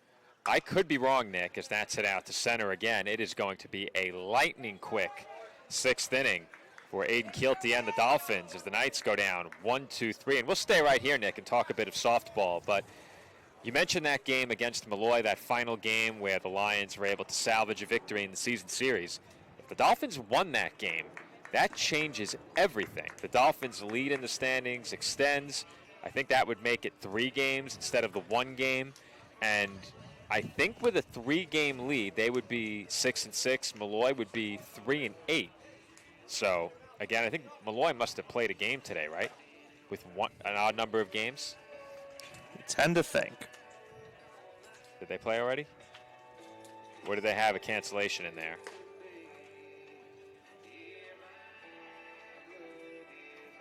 Nothing I'm seeing in terms of conference. Well, they have an odd number of games, so something's off there with the record. The record Yeah. could be wrong, but either way, the Dolphins really could put some space between themselves and could have put some space between themselves and the Lions with a sweep. And that win by Malloy in the final game of the season series was a big one for them. And it effectively keeps them alive through the weekend, just about no matter what. They're 4-8 in conference, so that record is wrong on the ECC website. They have played 12 games. The Dolphins with a 1-game lead, effectively 2 if you factor in the tiebreaker. So if they win that last game, Malloy is 3-9 instead of 4-8, and the Dolphins are 6-6. With a 3-game lead, I think a sweep tomorrow and 4 wins against the Knights this year would have clinched it mathematically, Nick. Yeah, that certainly will be helpful if CSI could do that. I know we'll touch upon it tomorrow, but the Dolphins really needing a strong pitcher performance tomorrow from both Kennedy Ruth and Marina Green, you would expect. But they would love to see the bats also come to life. We've seen a couple of games the last few weeks where the Dolphins' offense hasn't really been there. They did get a 10-run performance against Malloy in Game 1 of that doubleheader, but scored 1 run in Game number 2. First pitch of the home 6th inning, in for a strike to Yandel Brito. Brito 0 for 1 with a walk. The scoring has slowed a bit in this game as we had a lightning quick top half of the 6th. Easily the quickest inning of the day. I think the Dolphins have gone down 1-2-3 once as well. 2.5 innings, we've had zeros on the board. We are trying hard to change that. Through jinxing, of course, not any favoritism. As I say, you're showing some bias right now? I watch a lot of Major League Baseball, Nick, and former Royal Eric Hosmer was calling the Royals game yesterday, and the Royals hit a go-ahead home run, and Hosmer had to apologize for his bias after the Oh, home run ball. I did hear about It that. was funny. I said, I know a guy who needs to do that once in a while. As Brito bounces one to third, Piazza fields and throws out Brito for out number 1. Yeah, sometimes you'll see that happen in terms of former players being a little bit more biased towards their team. So we did have a former player work with us on Sportsnet many years ago. I believe it was my first season. We had a current student athlete, Sam Whalen, join us, and Sam is a bit biased. You think? Just a bit. I think so. I think very much so, in fact. As that one's hit well, deep left field off the bat of Ryan Ortega, and he knew it. And that's it's in a the softball. souvenir for the softball complex. Ryan Ortega delivers a solo home run, and the Dolphins are back to within 3. Our score now 10-7 Knights. Big one right there for the Dolphins. We mentioned it, Joe. 2.5 innings, we hadn't seen a run on the board until Ryan Ortega comes up to the plate and leaves a no-doubter in to the softball field out of left center field. It's now a 3-run deficit for the Dolphins as they now trail 10-7. Ortega appearing a bit biased against that baseball. He sent that one a long way onto the softball diamond, well beyond the left center field wall. And I made sure to wait before thinking it was going to be a home run or not this time. Smart man, you're learning well. After all these years, I might as well start to try to learn.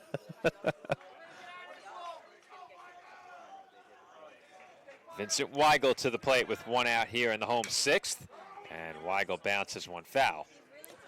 And now you're hoping, Joe, with that home run, that could spark now some type of rally for the Dolphins. Now you're down 3 once again. A big chance here for Weigel if he can get on base. Then you bring it to Bardick, and then it's back to the top of the lineup. If things break the Dolphins' way, they could send it to the top of the order with the tying run coming to the plate in Jamel Vera. Count 0-2 on Weigel. Weigel 1 for 2 thus far with an RBI.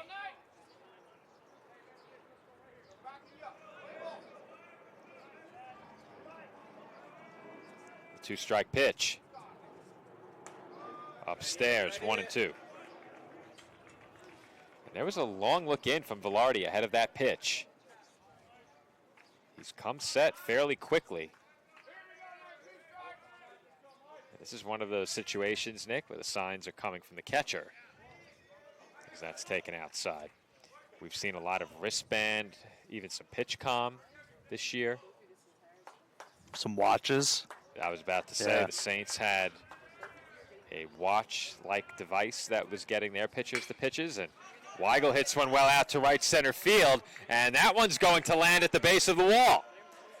The throw coming in from right center, and Weigel is able to stay anchored to the bag. He's in safely at second. That was a little bit too close for the Dolphins right there. That was a great throw out from the outfield, but how about Weigel? He goes the opposite way, and he was a few inches away from an opposite field home run. And now he puts the Dolphins with a runner on second, still just 1 out. Bardick will come up to the plate, and if he gets on, the tying run will be up to the plate as well for CSI.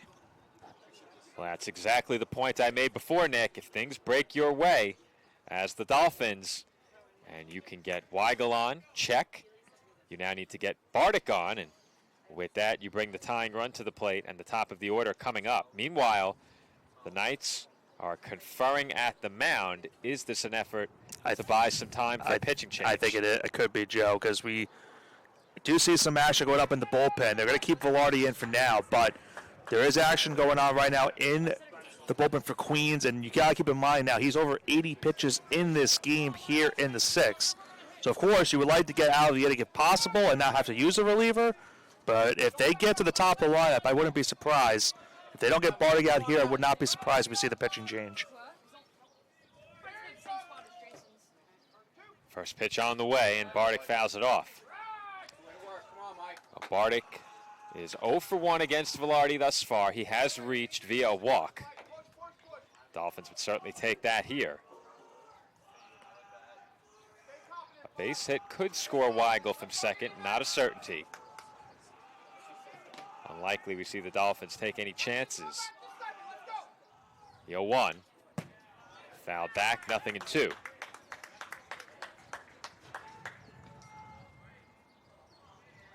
hold back, Bob. You got 2 strikes. Go, Knight. Go, go, go. Come on, Bob. Already 1 strike away from a big second out here in the home 6th inning.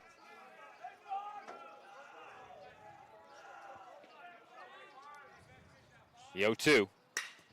Hit in the air, out to right field. Hit pretty well. That's headed back toward the wall, and it's out of here. Brandon Bardick with a 2-run homer, and he has made it a 1-run game. It's 10-9 Queens. Opposite field power right there, Joe, from Bardick. He goes the opposite field, almost getting it into the construction site out in right field, but he does get a 2-run homer, and once again, CSI with 1 swing has made this a 1-run game. Oppo Taco for Brandon Bardick. And it's now a 1-run ball game at the top of the order coming to the plate for CSI. And Nick, I think a fair question to pose here is, did they leave Velarde in 1 batter too long? You could make that case. It looked like they were going to maybe make the pitching change before that bat. They keep him in. He was 1 strike away from getting the out. And instead now, still has just 1 out of the inning. But now it's a 1-run game. You don't like to hear that. Nick, I parked 3 blocks away. We I are saw. not taking any chances. It's going to be a bit of a walk, but I can drive right up the block and come swing by and get the equipment when we're ready. The 0-1 to Vera, low and away, 1 ball and 1 strike. Well, Joe, just as we said before, you know, there was a point where we had 2.5 innings of no score after a lengthy time of scoring, and now the runs are coming back on the board. Well, you absolutely jinxed it. You're welcome, Dolphins. This is a bias check for you, Nick. That wasn't even on purpose. Bias check. Knee-high strike to Vera, 1-2. I was just pointing out the obvious. Well, it's now a 1-run game, and the Dolphins are closing in on getting even or perhaps taking the lead. You know, Vera with 1 swing could certainly tie the game. And I said it early in the game, Nick, when we've covered East Coast Conference baseball, there have been a lot of runs scored. As Vera hits one toward the hole, diving stop, Pasqua, and he got him. What a play by the Knights' second baseman to keep the speedy Vera off the base paths. That one was a web gem type of play right there by Pasqua on that one, Joe. Vera, with his speed, certainly could have gotten a base hit right there, and instead is robbed over at second base. That's a huge out number 2 right there for the Knights. That's a big one for Queens. In a way, it stops the bleeding a bit. The bases were empty, but if Vera gets on, that's the tying run with a lot of speed over at first. As Flashner hits a rope to center, and that is down for Flashner's second hit of the game. And now, Joe, the question is going to be, do they make the pitching change now? Because now the tie runs at first, and Romance, we've already seen hit a 2-run homer in this game, now comes up to the plate.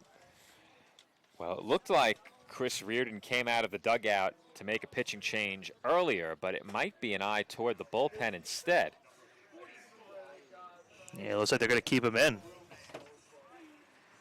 Romance, as you mentioned, Nick, has already homered off of Velarde, and a long ball here would give the Dolphins the lead. Flashner also a threat to run at first.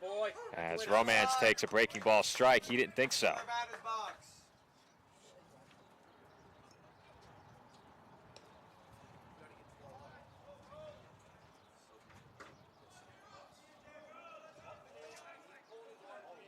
The 0-1. Just low.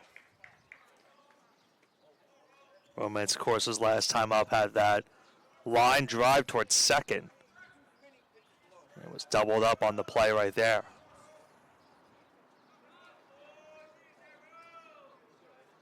The 1-1. Taken low. All right, Michael, here we go. Romance now ahead 2-1.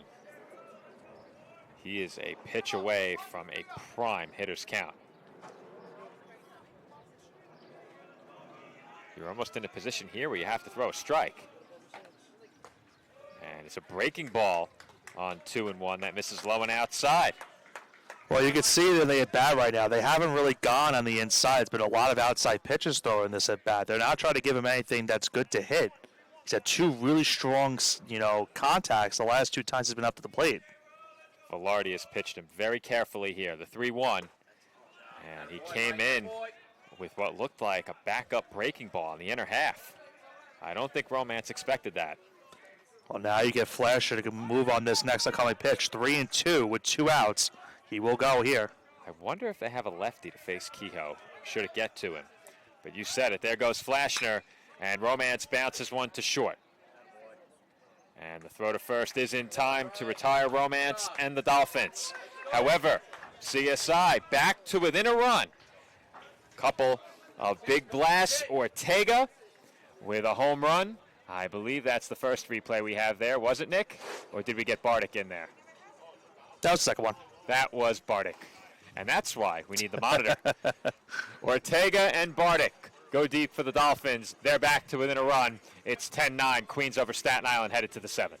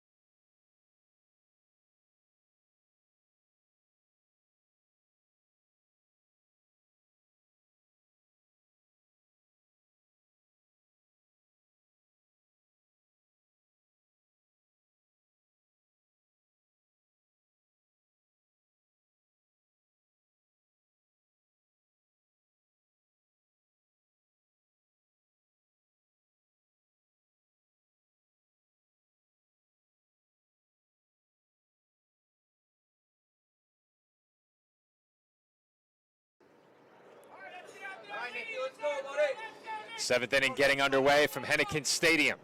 And we now have a one-run ball game. The Dolphins tied the score at 1 all the way back in the first inning after trailing 1-0. A 6 spot for Queens made it 7-1. A 5 spot for the Dolphins made it 7-6 in the bottom half of that same inning. Queens then scored the next 3. The Dolphins have scored 3 more and now trail 10-9. Aiden Keelty back to the mound for CSI, and he has an 0-2 count on Nick Piazza. 9-1-2 up the inning for the Knights here, but Piazza now in the count 0-2. The 2-strike pitch fouled away.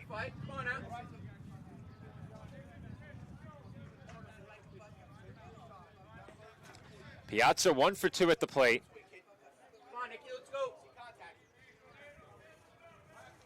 As Nick mentioned, behind Piazza, it's back to the top of the order for Queens. And I say it all the time, Nick, when you face the number 9 hitter, it's an out you have to get. Not all 9 hitters are created equal. Some of them effectively double as a second leadoff hitter, but I think with the success that the Knights have had at the plate today, getting the first out, regardless of where it is in the order, is key. Both teams now with 9 hits, as that's hit in the air out toward medium deep right center field. And Vera makes the catch for the first out.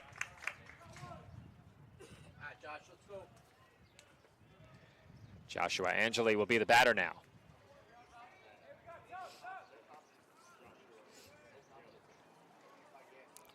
Tough to hear that every time in the PA. Yeah, it is. I've been assured it is louder out there. Yeah. Take their word for it. And there's a bouncer back up the middle for a one-out base hit. Angeli on with his second hit of the game. He's now 2 for 4. And that will bring up Paul Fina. Well, the Dolphins are hoping also in this inning, Joe, that Kilty can get another inning of work in this spot. If they can get through the 7th inning, keep this a one-run game, then I'd be curious to see what the plan of action will be for CSI after this inning in terms of do they go to another reliever? Do you think of keeping Kilty in for the 8th? But first, the importance is to get out of this inning. Nick, he's at 49 pitches. I don't see any way he comes out of this game unless he gets tagged for a crooked inning. I think the only way he would come out is if you bring on Jack Kehoe in a save situation. And if he's pitching well, Kilty, I'm not even sure you do that because you need to save him. You have 4 more games to be decided. So I don't know if you would change pitchers unless a big inning dictates it. I think you stick with Kilty as long as you can, especially given the pitch count. We'll see. He faces Fina here. The count even, 1 ball and 1 strike. Fina 0 for 2 with an RBI and a couple of walks as that's the line foul, 1 and 2. Come on, Paul, let's go.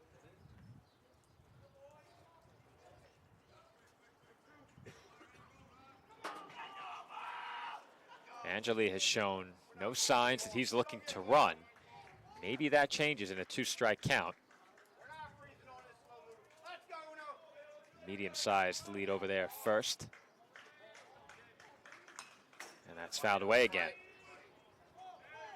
Also, Nick, we do have to keep in mind the time. We are approaching 6 p.m. So daylight is something to monitor the rest of the way. I think we'll be good by around 7. I think we'll still be good. We'll be good until 7. I think so. Well, don't say those 2 dreaded words, as they'll check on the runner at first. And I'm just solely basing that off of the last couple of days in terms of sunlight.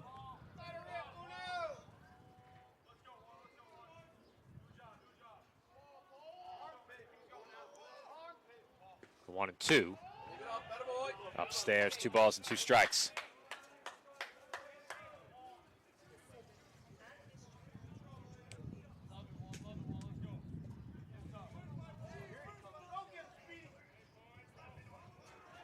That's a good lead. Up and down, Paul. 2 and 2. Hit in the air. Looks like Romance is taking charge, and he will make the catch. Go, Vin. All right, Vin, here we go. 2 with 2, Vin. Nobody battle, let's go. 2 away in the inning now, and Vincent Mallon will be the batter. Still has the 4 runs batted in, now 2 for 4 at the plate.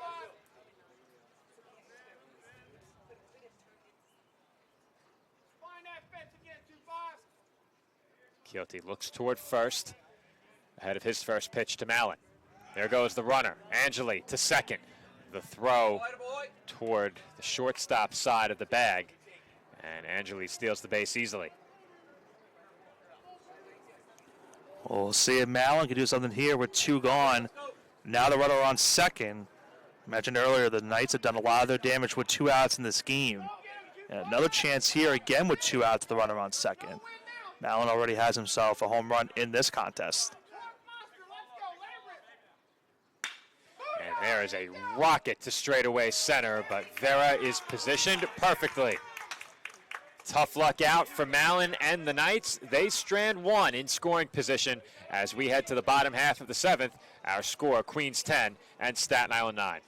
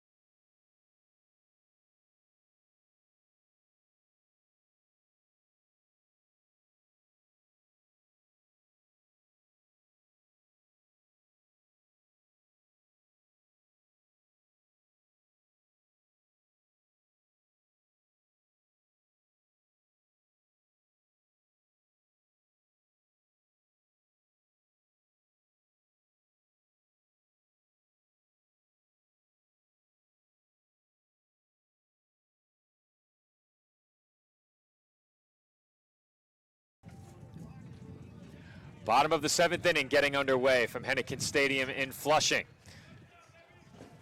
It is a 10-9 ball game, Queens over Staten Island. As that pitch is in for a called strike to Jack Kehoe. Peter Nanadich III, new pitcher for Queens. Came set almost immediately after that first pitch strike. How about that breaking ball? Well, if that's a pitch you haven't seen from him before, that is quite jarring to step into the box and see that just 2 pitches into an at-bat. The 0-2. Another breaking ball, chopped foul. Yeah, for these hitters, they got to be very patient when you're seeing a pitch like that. Kehoe was definitely fooled on that second pitch, and that time was able to just hit that one foul down the first base line. Get you the numbers for Nanadich III in just a moment. Comes in with a 1-run lead. Dolphins sending 4, 5, and 6 to the plate. And there's another foul chopper, this time down the left field line. Nanadich III comes in having 7 appearances, 4 of those starts. He's pitched to an 8.72 ERA with a whip of 2.08. Comes in with a record of 0-3 in 21 2/3. He's allowed 31 hits and 27 runs, 21 of those earned. The 0-2, breaking ball up and away. He's walked 14, struck out 12, and opposing batters are hitting .337 against him.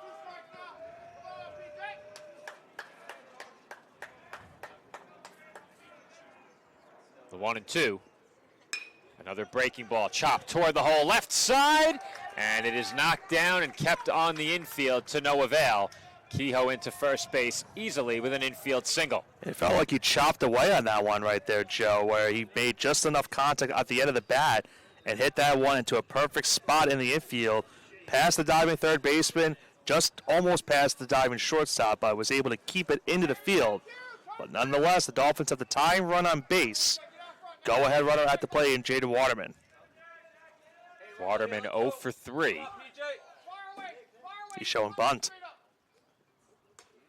And he'll pull it back. Now, what do you think? I fully agree with this decision. I'm with you. Move the tying run to scoring position. You know Burrito can certainly be a capable batter bringing home that runner too. I think when you bunt with your number 5 hitter, you need a deep lineup, and the Dolphins have one. The way Keelty's pitching as well, you have to feel good, and it's a chopper to short.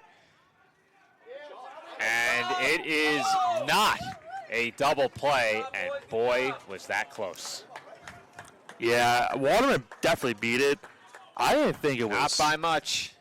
Not by much. I'd be It was curious close. on the replay. Run 'Cause that back. I thought for sure he beat it out and wasn't as close. I was not as sure as you are, Nick, but let's see.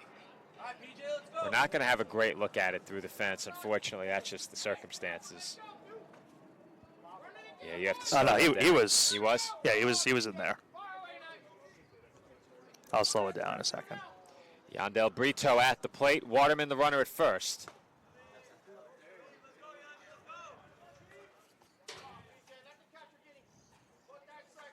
See if you can. Steps on the bag right there. Yeah. Okay.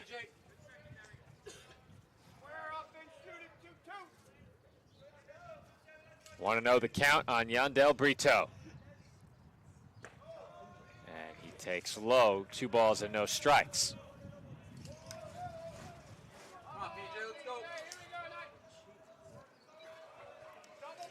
Well, you're behind on Brito 2-0. He's definitely a threat to put one in the gap or over the wall. And you have Ryan Ortega on deck, who homered in his last at-bat. And this is the luxury you have when your lineup is so deep top to bottom. A pitcher really can't afford to pitch around anybody because you look in the on-deck circle and there's another player who can do some major damage. Yeah, Nanadich the third will have to try to find a way to get out of this spot. Did get that ground ball the last time, but is looking for another double play potentially here. 2-1 is blocked nicely behind the plate by McKelwey. And now you're in danger of putting the tying run in scoring position and the go-ahead runner on base in Brito. And you mentioned Ortega already has a home run in this game. Be a dangerous spot here for the Knights. These are really tough spots, Nick, because when you're facing a 3-1 count, you could potentially walk the go-ahead run onto base. But if you attack and try and avoid that walk, you can fall behind with one big swing. It just comes down to executing whatever pitch is called here to the best of your ability. The 3-1 is not close, and it will be a soft trot over to second for Waterman, as that is ball 4. A base hit here, likely to tie the score. An extra base hit could give CSI the lead. And the Knights are going to talk things over at the mound, perhaps make a pitching change. I think they're going to make the pitching change. Well, they haven't signaled to the bullpen yet. The umpire, I believe, signaled the number of mound visits remaining. That's what it was, okay.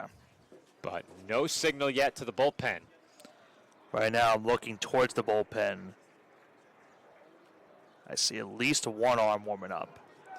It might have double action going. This is a huge moment in this game for both teams. The Dolphins with an opportunity to take the lead with an extra base hit. At the very least, if you're CSI, you'd like to come out of this inning tied. And Joe, one thing I would like to point out in this at-bat for Ortega, look at the right field gap right now, down the line in right field. If Ortega is able to go the opposite way and get it into that right field corner, he's going to be easily on third base, and he will give Dolphins the lead.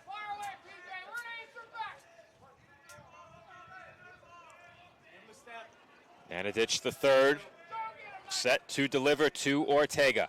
One-run game, first pitch. Blocked behind the plate once again by McKelvey.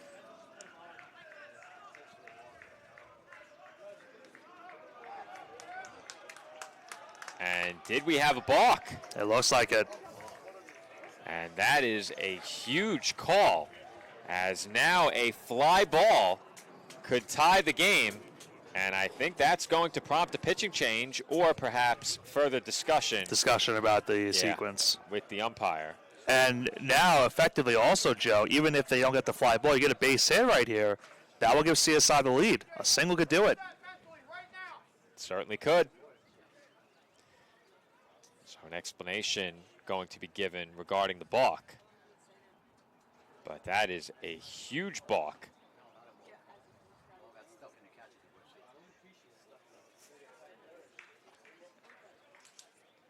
Conversation still ongoing. Now, You can't see that from there. Heated battle, PJ. We answer. We don't buckle. We rise up and we battle. Nick, was there a balk? Because I'm hearing the ball got stuck in catcher's equipment there. And that allowed both Dolphins to advance. But I thought I saw the umpire point to the base, no? He was pointing, when he was talking to the manager, he was pointing at the neck area. The infield is going to play standard depth here. The Knights will concede a run for an out. And if you're Ortega, you now have to put the ball in play.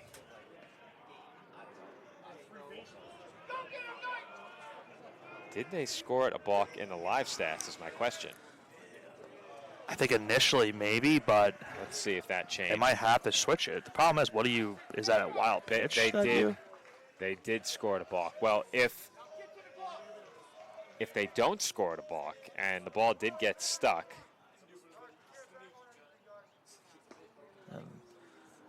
Dolphin dugout making a little bit too much noise for the home plate umpires.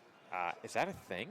Yeah, he said no banging on the. Oh, you can't bang on an object. Yeah, he was banging on the top of the dugout. The ball Yeah. container, yeah.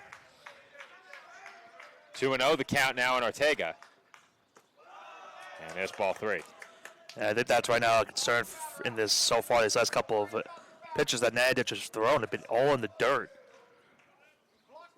There's a danger of lowering the bases right here. I think behind 3-0, Ortega is very unlikely to get a pitch to hit here.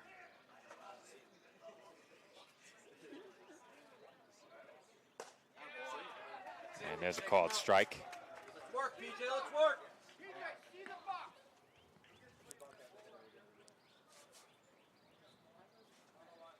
Baseball from the dugout might have lodged onto the field of play, so they're going to retrieve that right now. And I see it down that right field line. Yeah, I would have to assume that's from the bullpen. Not sure where else that could have come from. That was an errant warm-up toss. Last couple of minutes have been very interesting, to say the least. Daylight is a fading. 3-1 the count on Ortega. Go ahead run in scoring position. And that is blocked again behind the plate. And McKelvey has been put to work here in the 7th inning. He certainly has, Joe, and I think that's going to prompt the pitching change for sure. He's now loaded the bases, still just one out. They are a double play ball away from getting out of the inning. But man, what a big spot upcoming here for Weigel after the change is made. And what could be the biggest at-bat of the season thus far for the Dolphins, Vincent Weigel will come to the plate with the bases loaded when we come back. Our score, Queens 10 and Staten Island 9. Dolphins threatening with one out here in the bottom half of the 7th inning.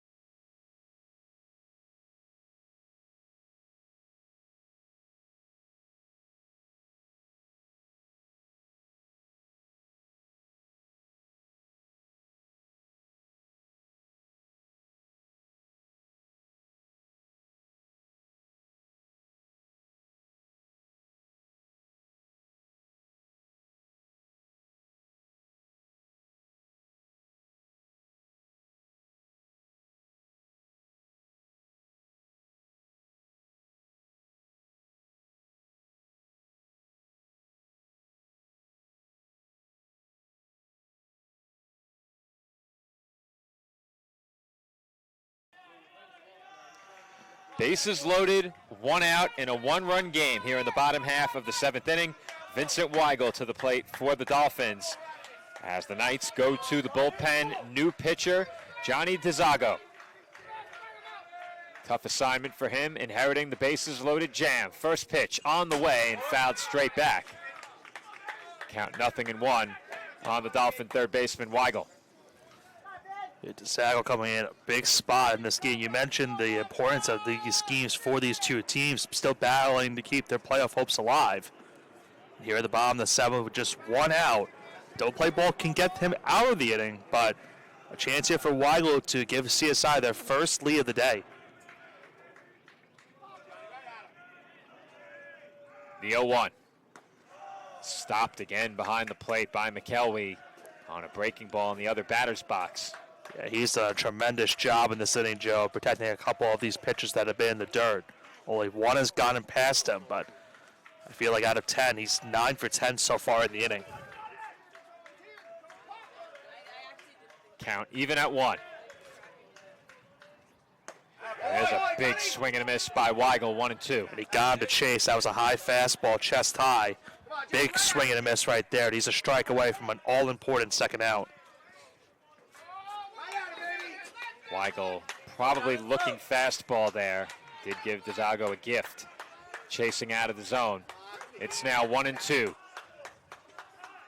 Pitch on the way. Hit sharply through the hole, base hit. That will tie the game. The go-ahead run being waved home, and the throw is not nearly in time. It's cut off at short and ends up in right center field. The Dolphins waving home Ortega. The throw to the plate, not in time. 3 runs come home, and the Dolphins lead it 12-10. Well, Weigel's birthday was just yesterday, Joe, and he got a nice birthday gift right there. Big time hit into left field. He brings home the tying and go-ahead run, and then the fielding error right there for the Knights brings home a 3rd run for CSI. Their first lead of the day. They now lead at 12-10. 2 runs home on the RBI hit by Weigel. 1 more home on the error. And effectively, Nick, that clears the bases. Weigel now stands at 3rd with 1 out, and the Dolphins lead it by 2. Brandon Bardick to the plate. He has already homered in this game, and he takes ball 1. Now, Nick, did they have a play at second? I didn't think they did. I didn't think so either. I think it would have taken a perfect snap throw with a quick tag, but I thought that was the throw that didn't need to be made. The Knights did well to cut it off as Bardick is drilled by the pitch. Fortunately, was able to get his shoulder in the path of that ball rather than a helmet. Dolphins now will have runners on the corners with 1 out, and they'll send it back to the top of the order with Jamel Vera coming to the plate.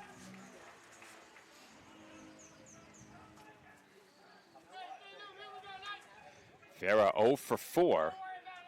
Not something we've seen very often this year. Let's take a quick look at that play at second base. The throw was there, and it looked like maybe they would have gotten an opportunity to get the tag, but I think it would have been safe. So you're saying there was a chance, albeit It was slim one? It was a slim one. Okay. Yeah.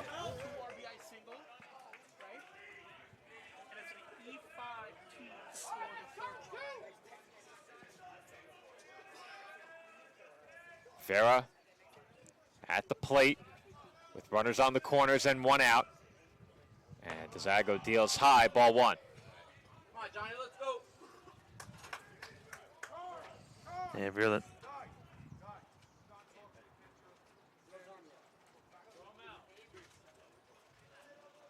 And I think the other problem also here too now for the Knights, Joe, is you don't want to use now a 3rd reliever in this inning. You're hoping DeZago can get out of the inning without having to go to the bullpen once again.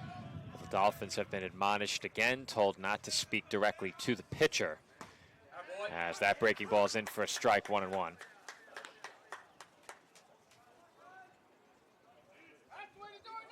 Was that towards me or Steph? Okay. The woman of many jobs, as they'll check on the runner over at first. Bardick dives back in.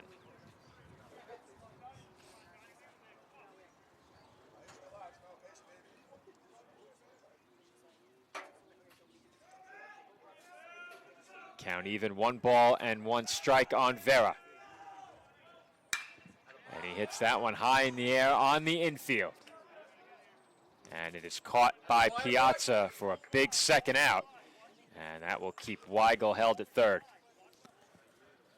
Well, if you can keep this a 2-run game, you'll take that if you're Queens. Obviously, you lost the lead in the inning, but you got to try to minimize it as much as you possibly can now after that play with the RBI 2-base hit, the 2-run base hit, and then the error to bring home that 3rd run. Well, we talk all the time, Nick, about productive outs and unproductive outs, and that's a tough one for the Dolphins, as you'd love to get that run in from 3rd. Still can do it with a base hit here. Michael Flashner at the plate is 2 for 3 and has drawn a walk. And Flashner takes outside for ball 1.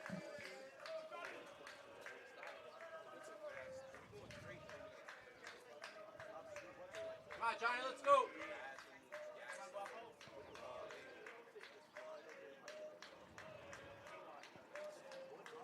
And the 1-0 is taken low. 2 balls and no strikes.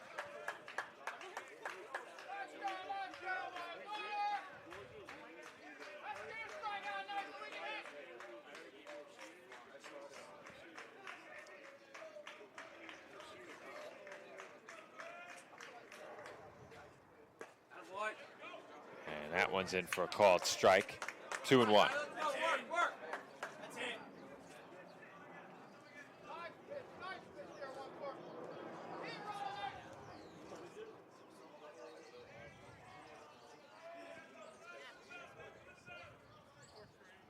2-1. Another good breaking ball in for a strike. And now, DeZago is 1 strike away from a big 3rd out. Keeping this a 2-run game. Let's go, 1-5, cutting your way. Keep firing away. 2-2. And Flashner just got a piece. Just by the hair right there on that swing. Not by much, but he stays alive in the at-bat.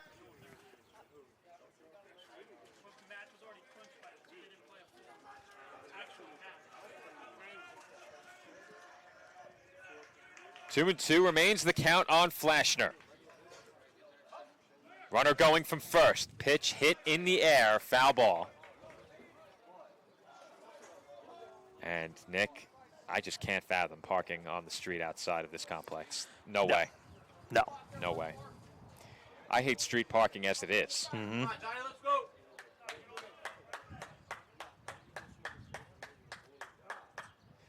Count remains 2-2.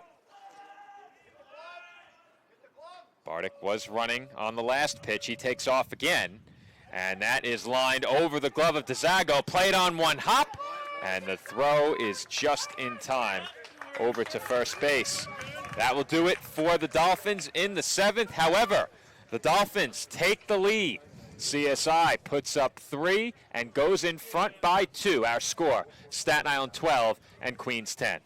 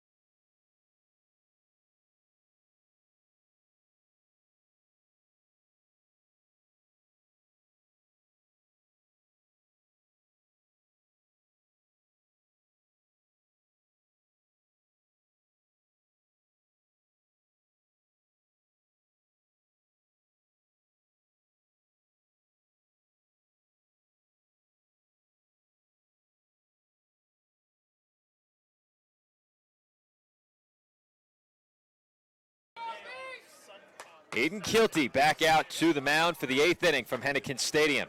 His team now leading 12-10. Dolphins have scored 3 runs in each of the last 2 innings to go in front 12-10. And Nick, we talked about it earlier, our average run total in the games you and I have covered, 26.5. And we are now 5 runs away from surpassing, 4 runs away from meeting that mark. And I think at this current point, for the Knights, they get a 1 base runner on, they'll have the tie run at the plate. But what a job by CSI, down 7-1 at one point in this game, Joe, and now they have the lead with 6 outs to play left. A chance for them to get a big conference win. Anyway. Well, Nick, we've seen the Dolphins over the course of my history covering them pull out some exhilarating wins, a lot of them coming during playoff time at the Division III level, at the Division II level last season. Brought us a lot of excitement with how the team performed, but I think it's fair to say this year there have been more of those excruciating defeats. To come from behind 6 runs down in this game and take a win, that has to be a huge boost to open the series. As I'm a bit surprised there that Peter Bunigius was swinging 3-1. Yeah, you could make chased high. You could definitely make the case that was ball 4. I thought it was. Yeah. And that was a big cut. Payoff pitch. Hit on the ground to short. Bardick snow-coned it, and his throw is just in time, 1 away. Well, that one almost got away from Bardick. Just kept it in his glove. Nice job right there by the Dolphins shortstop, having to play that one on the hop and making that play for the first out. And I think, of course, if Keelty can give you a 1-2-3 inning also, that would be really big for CSI too, considering he's had a nice pitch count since coming in relief. We talked about it when he came in, the Dolphins trying to limit as many relievers as they wanted to use in this series this weekend. Keelty's done a good job out of the bullpen so far. Well, Keelty has been very effective coming on as the long man in relief of the CSI starters. And he's had himself a very nice game here today. Has allowed just 1 run on 3 hits. He's walked only 1. And he's given his team a chance to get back in this game, and they've done just that and then some, now leading by 2. However, the Knights certainly capable of a late inning rally down to their final 5 outs here. And Henry Tolentino is now ahead 3-0. And if you're Keelty up by a couple of runs, you have to throw a strike here. And if Tolentino puts it in play, you have plenty of gloves out there to back you up. And something to note about that too, Joe, you look at the on-deck circle, Connor Waiting, no pun intended, is waiting to bat next. But he is a home run hitter this season. He has 4 home runs on the year, so this would be a big out if CSI can get it. But it's a walk, and now Waiting will come up as the tying run. Big spot here for the Queens pinch hitter.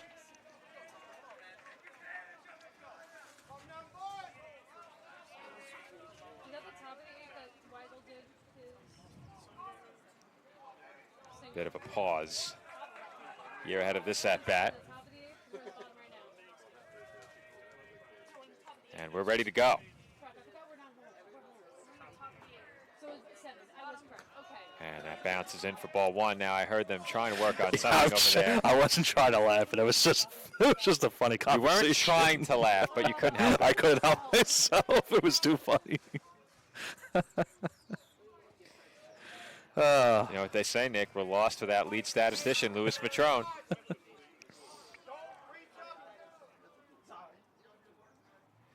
And are they letting Keelty know he needs to be attentive? Guess so. Typically when you see that, it's because the pitcher came set before the batter was attentive. It's a 1-0 count on Connor Waiting, pinch hitter for the Knights. He represents the tying run at the plate, and he takes a strike, 1-1. Well, I don't know how long.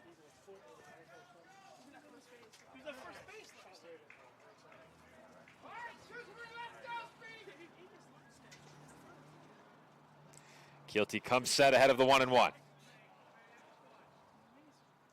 And there's a big swing and a miss by Waiting, 1-2.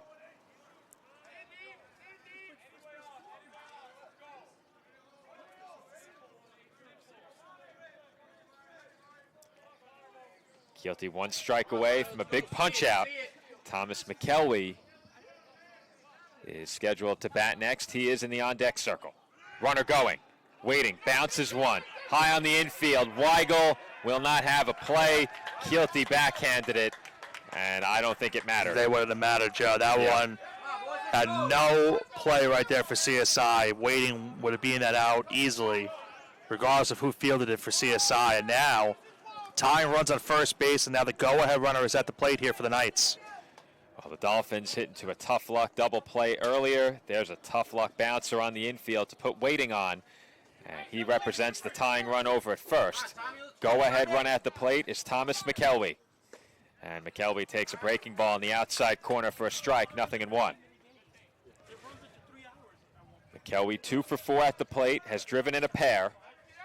And we are now approaching 6:30 as we play here in the 8th inning. A look towards second by Keelty and one more. As that's hit well out to right center. Vera coming in, won't get there. The throw goes to third, it's a good one. And Weigel is ruled off the bag.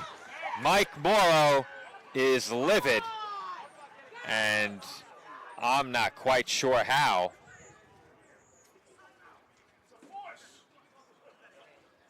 Nick, what do you think? We have a tough angle through the fence. I'm not sure you can see it. Yeah, I'm not sure we can. I'm going to try my best to see if I can get a look. Weigel did not appear in any way to believe he was not on the bag. Tommy, lock in. Let's go. I mean, from that angle, it didn't look like his foot came off. Oh, Oh, boy. Shut up.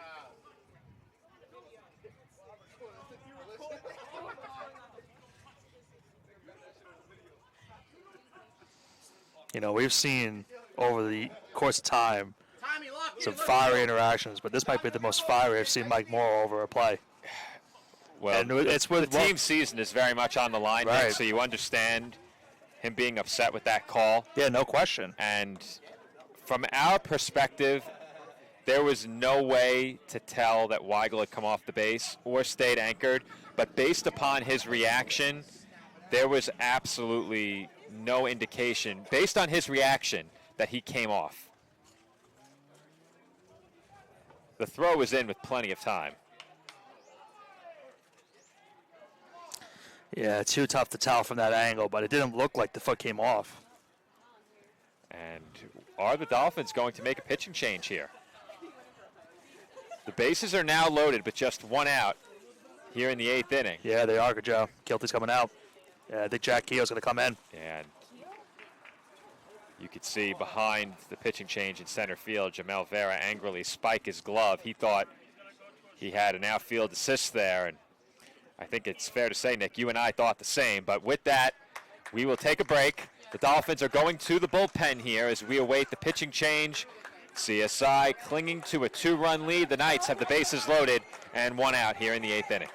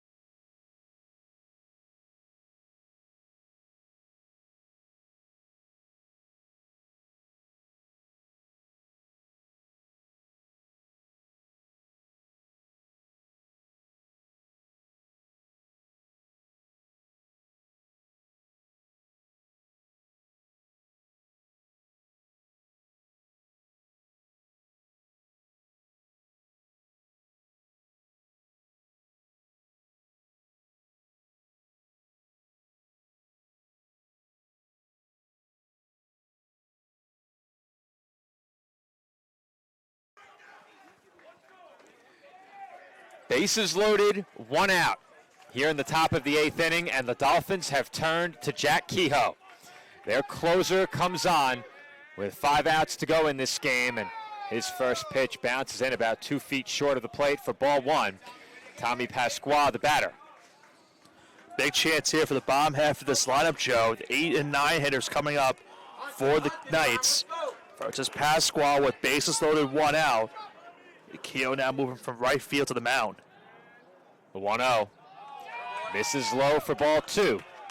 And we've seen it already this year, Nick, that Kehoe tends to take a bit of time, maybe a batter or two, to get settled in out on the mound. He does not have that opportunity here.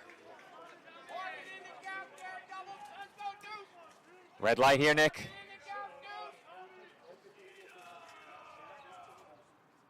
And that's ball 3. Yeah, he's giving you no indication to swing at any pitch right now.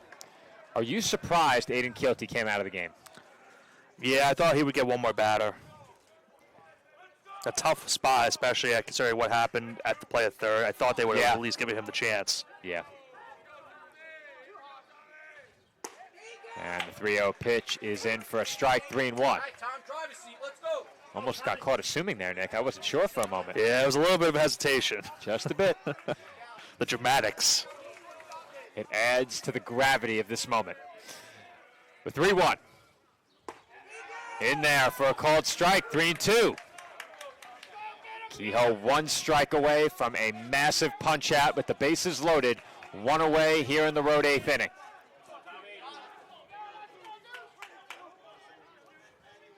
Kehoe comes set. The payoff pitch on the way. Hit toward the middle and into center field for a base hit.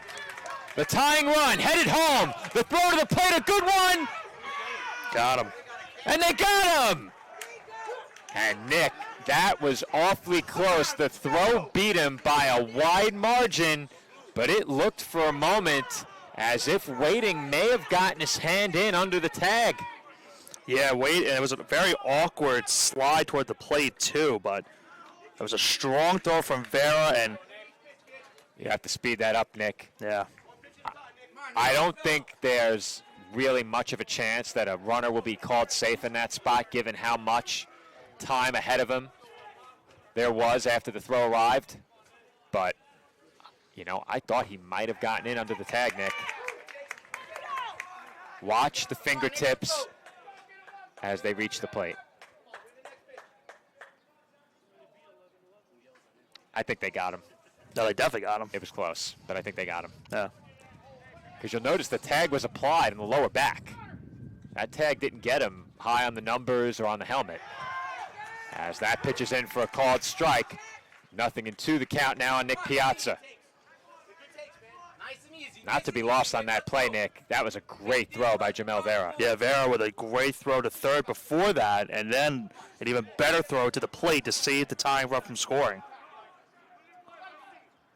The 0-2 swung on and missed. Strike 3. Jack Kehoe comes on to limit the damage to just 1 run here in the road 8th inning with some help from his center fielder. Jamel Vera with a huge outfield assist. Jack Kehoe with a big strikeout. And the Dolphins come to bat looking for some insurance, leading 12-11 as we head to the bottom of the 8th.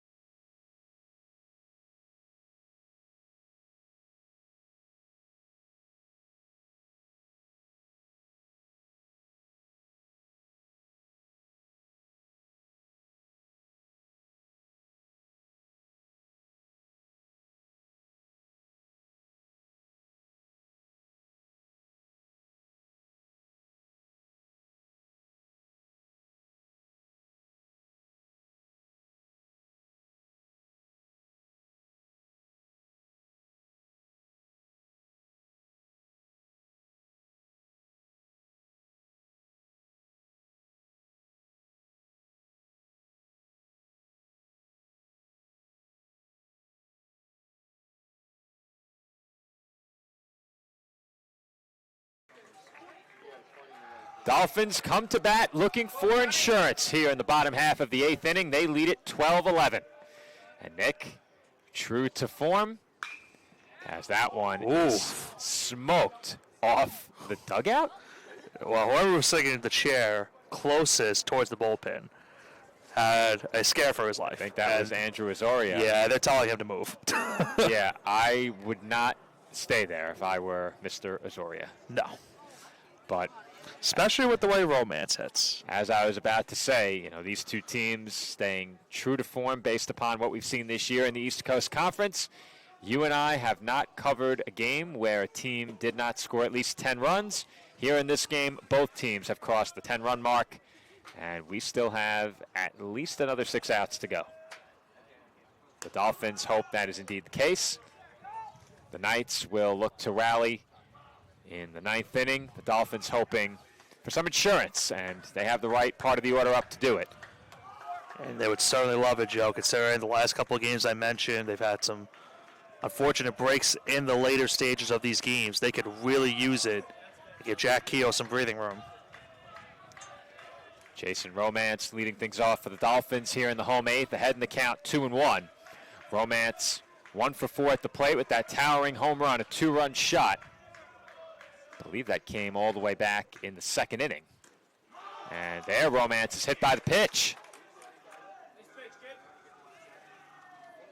Now Jack Keogh can help his own cause. All right, Johnny, let's go. Roll it. You don't see a closer get a chance to help his own cause too often. And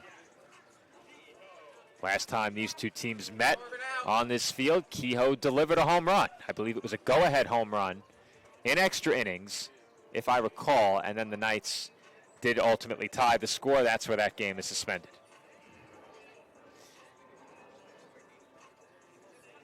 Coach Morrow talking strategy with Kehoe and Romance here. Do you think they bunt? I wouldn't be surprised, because if there's one player on the team that can get a bunt for a hit, it certainly is And Keogh. I think that's just it, Nick. If they don't play him in, I think he would have the green light to bunt, and they're playing him going in. to, yeah. They're going to. Now, they are holding Romance on at first. If Kehoe is capable of dragging a bunt, now would be that time. Yeah, down that first base line could provide Yeah. problems. If he is capable of dragging it, it's a worthwhile attempt, I think. But Kehoe swinging away is behind 0-1. Not often do you see the number 4 hitter also laying down a bunt either, but Keogh can get one with the base hit via the bunt single, but he swings away there. For a hitter that we know can pull it, there's a big hole on that right side with Romance being held on at first base. And they'll check on Romance. Johnny DeZago back out there on the mound for the Knights here in the home 8th inning. He's thrown 20 pitches thus far, allowed just 1 base hit. Charge to his ledger. And that bounces in. Count even, 1 ball and 1 strike.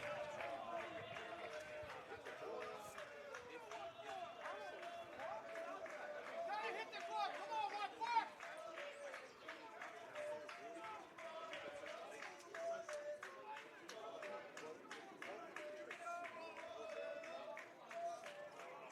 The 1-1 on the way.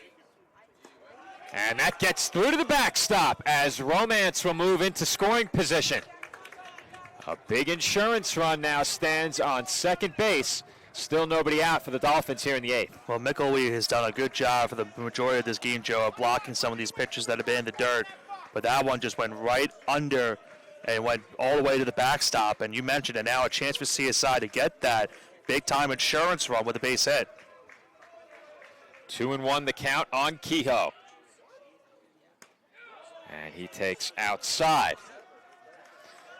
So Jaden Waterman is the on-deck batter. Was asked to bunt earlier unless it was for show on the first pitch. Should Kehoe walk? You think they asked him to bunt? Yeah. Nick's nodding yes. The 3-1. And the breaking ball is low and in for ball 4. And now Jaden Waterman will come to the plate with runners on first and second, nobody out here in the home 8th inning. And we'll see how the Knights look to play it here. And if they may make a pitching change. Now, in a situation like this, a mound visit could very well be used to talk strategy. I don't think a pitching change is necessarily imminent here. I think that's the strategy that you and I were just talking about, because they could bunt in this spot to put second and third with still with just one out potentially if they do get Waterman over at first. But you have to talk about the situation where if they do bunt it down the third base line, you have to have the shortstop covering the base. Maybe you could try to get the play over there if possible, which would be really, really tough. But that's definitely what this is. It looks like. It doesn't look like they're going to make the pitching change. It's all about strategy and what to expect here in this upcoming at-bat. Something to keep in mind as well, if Waterman was asked to bunt, you have Jack Kehoe's replacement in right field, Daniel McLaughlin, on deck to pinch hit, or to hit for himself, making his first plate appearance, I should say. And that is a big spot to put him in during his first at-bat of the game.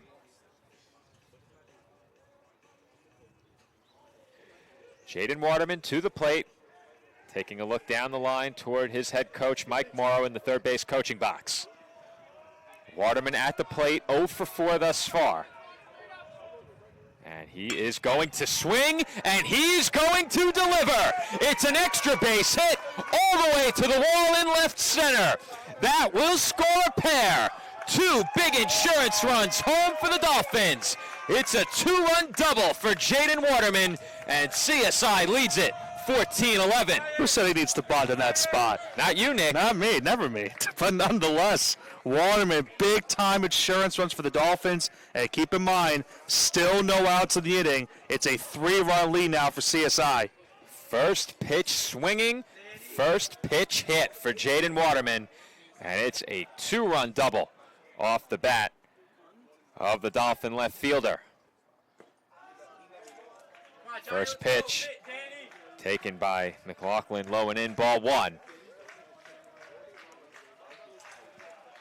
We mentioned for McLaughlin, it's his first at-bat of this game, coming on as a replacement for Kehoe in right field. It's just his 6th at-bat of the season, as that one's fouled away, 1-1. I mean, there's a lot of empty parking spaces there, none of which interest me in the slightest. Well, I think the best case scenario for that was that it took a bounce and it didn't get near the window as much. Nick, I'm not going to lie. If a ball took a bounce like that into my vehicle, the headset would be down. I'd be sprinting out. You'd be on your own, bud. I'll be on the team bus. Yeah, exactly. The 1-1, just off the outside corner, 2 balls and 1 strike.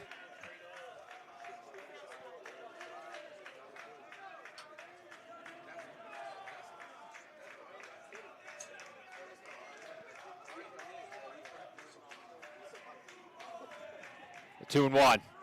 And McLaughlin showing bunt, pulls it back and looks at ball 3.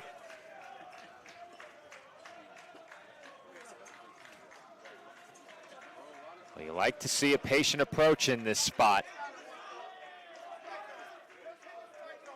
No need to be overly aggressive. First base is open, the corners are in, and that is ball 4. And that might lead to a pitching change potentially, Joe. I'm not sure how long they want to keep DeZago out there. Right now, no motion from the Knights bullpen or dugout, but DeZago now, after getting up the base hit, walks him just 5 pitches. Nick, I'm inclined to say that without another extra base hit, they're going to let DeZago go the rest of the way in this inning.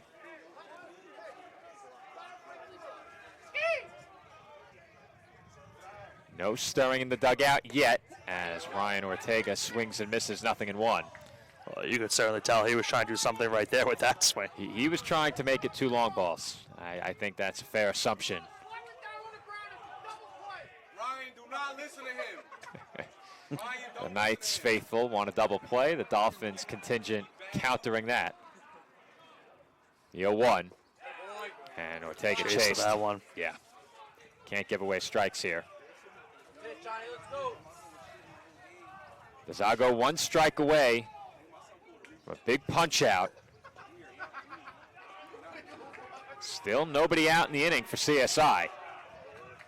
Already 2 insurance runs home here in the 8th.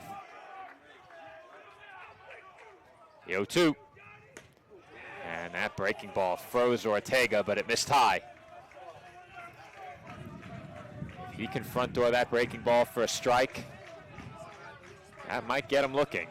We'll see if that sets up something on the outer half. And they do go low and away with the breaking ball, and Ortega chased. That's a big first out for the Knights.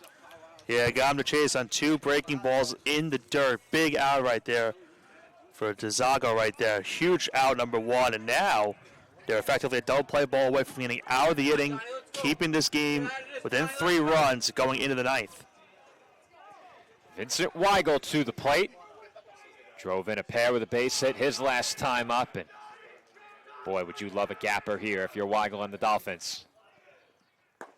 And there's another breaking ball low and away. Weigel does not offer. It's 1-0.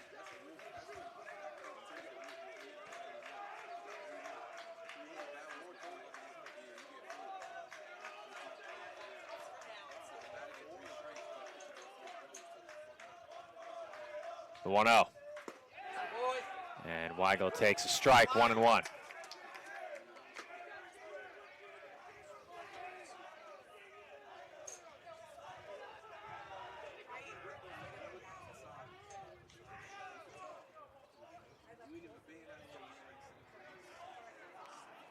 The 1-1.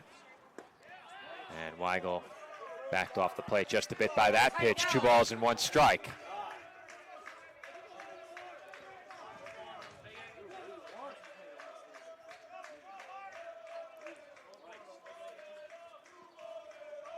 Big pitch here to avoid the 3-ball count for DeZago. 2-1. Catches the inside corner, 2-2. Weigel playing in this case with that last one. 2 balls, 2 strikes, 1 out, 2 on for the Dolphins here in the 8th. And Weigel held up, 3-2. Huge pitch right here coming.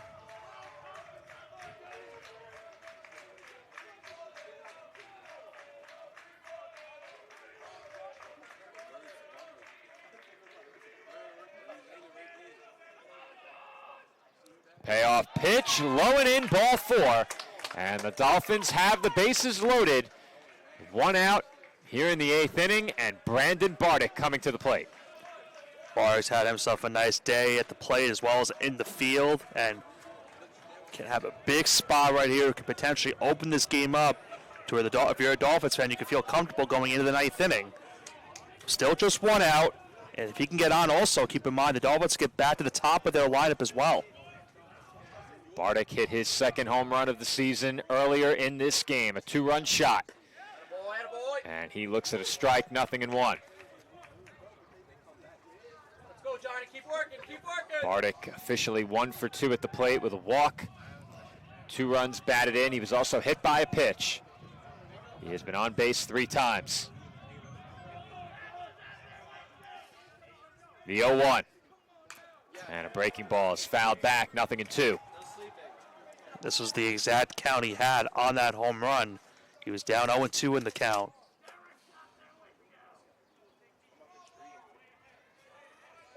This is an out. Sago has to have. Looking to keep this a 3-run game. Bardick can break this open with 1 big swing.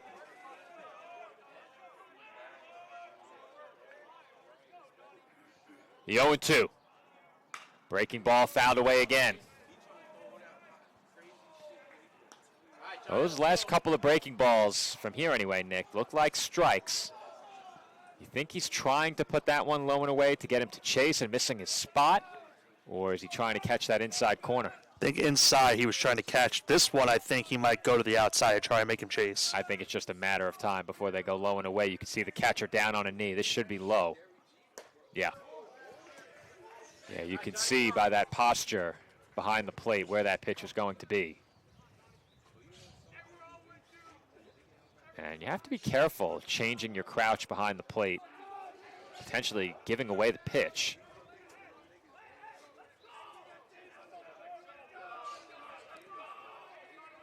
Same posture there, breaking ball fouled away again. And you have to think that unless he's been going to that one knee on the dirt crouch with every pitch, which is entirely possible, that it would indicate a breaking ball. Or at least a pitch down low, because you can't afford to see one get by you here. I'll have my eye on that now the rest of the way. We'll see if that's something that McKelvey does on every pitch. It might be. That pitch was also low. It's flared down the line. Could be trouble. Foul ball. That was awfully close. And the Knights can release a massive exhale. That would have brought home at least 2. Yeah, it would have been tough. Even if the catch was made, Sarah could have potentially brought home a run anyway. Well, I think, Nick, that the Dolphins read it really well. They knew nobody was going to catch it, and the base runners were going. They were not tagging. Yeah. So I think that definitely brings home 2.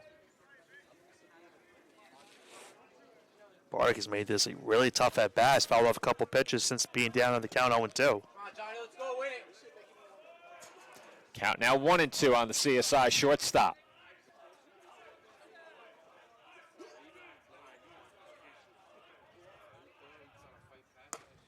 And that's just how he catches, Nick. Even on the high fastball, he does go from in the crouch to one knee planted on the dirt. So I stand corrected.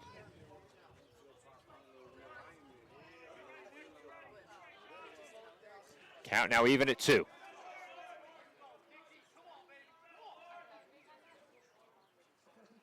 Breaking ball swung on and missed. DeZago strikes out Bardick, and there are 2 away in the inning. That was a massive punch out right there for DeZago, getting him on the breaking ball, straightening the bases loaded. And it'll be up to Jamel Vera now to try and bring home some extra insurance runs for CSI here in this inning. Well, if you're the Knights and you get out of this inning trailing by just 3, you will take that, because it looked like the Dolphins were poised to break this one open. Now it is left to Jamel Vera. One might say he's due, Nick. He's 0 for 5. First pitch on the way. Taken low, ball 1. And remember what happened? I mentioned it earlier. Game 1 of that doubleheader against Duville here. Vera went into right field with a grand slam to give CSI a 10-1 lead at that point. You have a good memory, Nick. I try. The 1-0 pitch to Vera. Outside, 2-0. Red light here? I think Vera's going to swing if he gets to something. I think if he gets a good one, Yeah. he may swing. I think with a 3-run lead, if you get the pitch, you could swing. 2-0. And he swings away and hits it deep to left center. Caught just shy of the warning track. Tolentino got there, but Vera gave it a ride, making a bid for a second Grand Slam of the season in this stadium. It was not to be. However, the Dolphins scored twice in the bottom half of the 8th inning. They now lead it by 3. Our score, Staten Island 14, Queens 11. CSI 3 outs away from a win to open this series as we head to the 9th.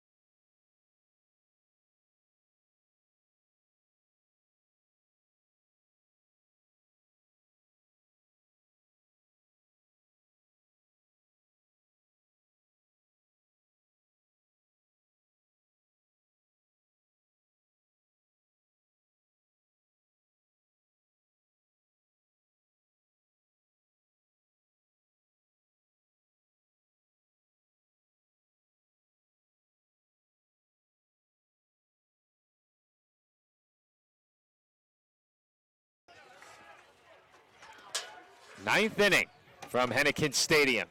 CSI leads Queens 14-11 in this opener of what effectively, Nick, is going to be a 5-game series. They still have to finish the suspended game. As of now, that is scheduled to be completed on Sunday. Remains to be seen whether or not the weather will allow for that. But we begin the ninth inning with a first pitch taken inside by Joshua Angeli. The laws of averages, too, Joe. We mentioned that, Very true. Yeah, the numbers per game we've had so far this season, we're at 25 right now. Well, yeah, the average for us was 26.5 in terms of runs scored. In the games we've covered, we are at 25, as you just mentioned. And if you're Jack Kehoe, you'd like to keep it right there. If you're the Knights, you would like to see that number surpassed here in the ninth inning. 1-1 the count. And I don't think Angeli saw that off-speed pitch coming. No, he did not. He cuts and misses 1-2. He was waiting fastball on that one, and he swung a little bit early on that one. It was a really strong pitch right there.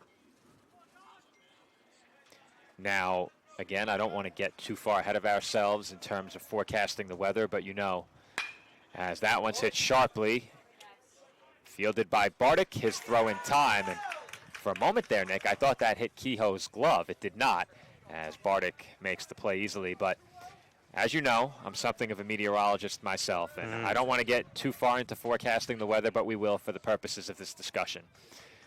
Should Sunday get rained out, they wouldn't play Monday because the Dolphins also have a game on Tuesday. The field would also be likely still recovering from the rainfall. So I would anticipate maybe Wednesday, but that's, again, anticipation. You would have Jack Kehoe then for the potential second game on Wednesday. You have to finish the game that was suspended and then one more.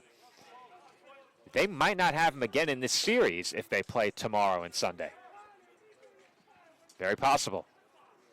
Christian Aguilar, the pinch hitter here, swings and misses, 0-2. See if Kehoe maybe goes back to that off speed here, an 0-2. It's kind of Aguilar's swing and miss on the first two pitches of this at bat.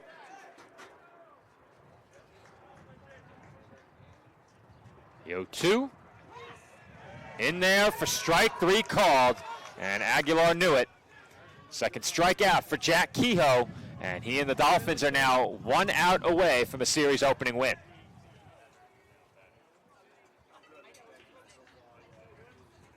Vincent Mallon, the last hope for Queens here in the ninth inning, trailing by 3. Come on, man, let's go. The Knights have one more 2-out rally in them in this game. Mallon pops it up, but that will go foul, out of play. We said it at the top of the broadcast, Nick. If there's one team of these two that was in must-win territory, it's the Dolphins. We mentioned that Queens still has a series against Deauville. That being said, they probably need at least 3 or 4 games minimum in this series. And the Dolphins now are 1 strike away from what would be a massive win that I think, Nick, effectively prolongs their season. Yeah, it certainly does, Joe. It keeps the season alive because, like I mentioned, you can ill afford to lose 2 games, I feel like, in this series.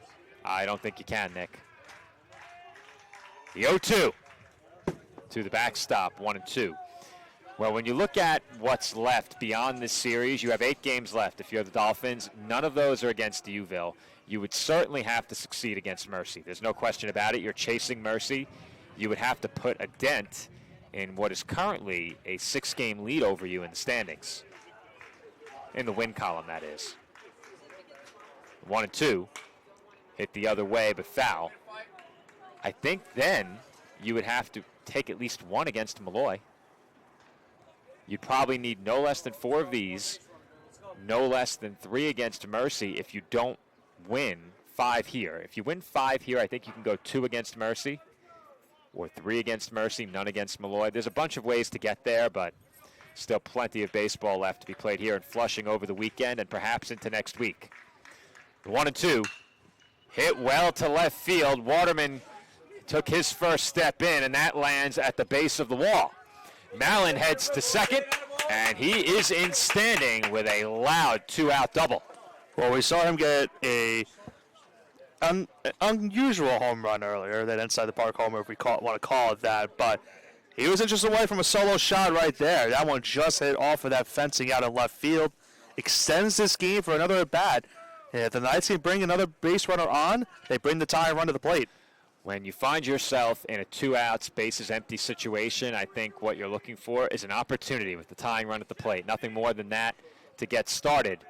And you're just one base runner away if you're Queens. So a big spot here for another Knights pinch hitter. It's going to be Nico Soris at the plate.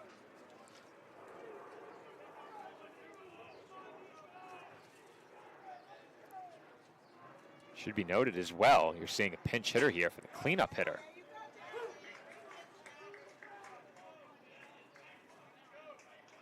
Count 0-1 on Soris. Bunagias was 1 for 4 with a run scored and a walk. Batting out of the cleanup spot. 0-1. Hit in the air, foul. And once again, Queens is down to their final strike.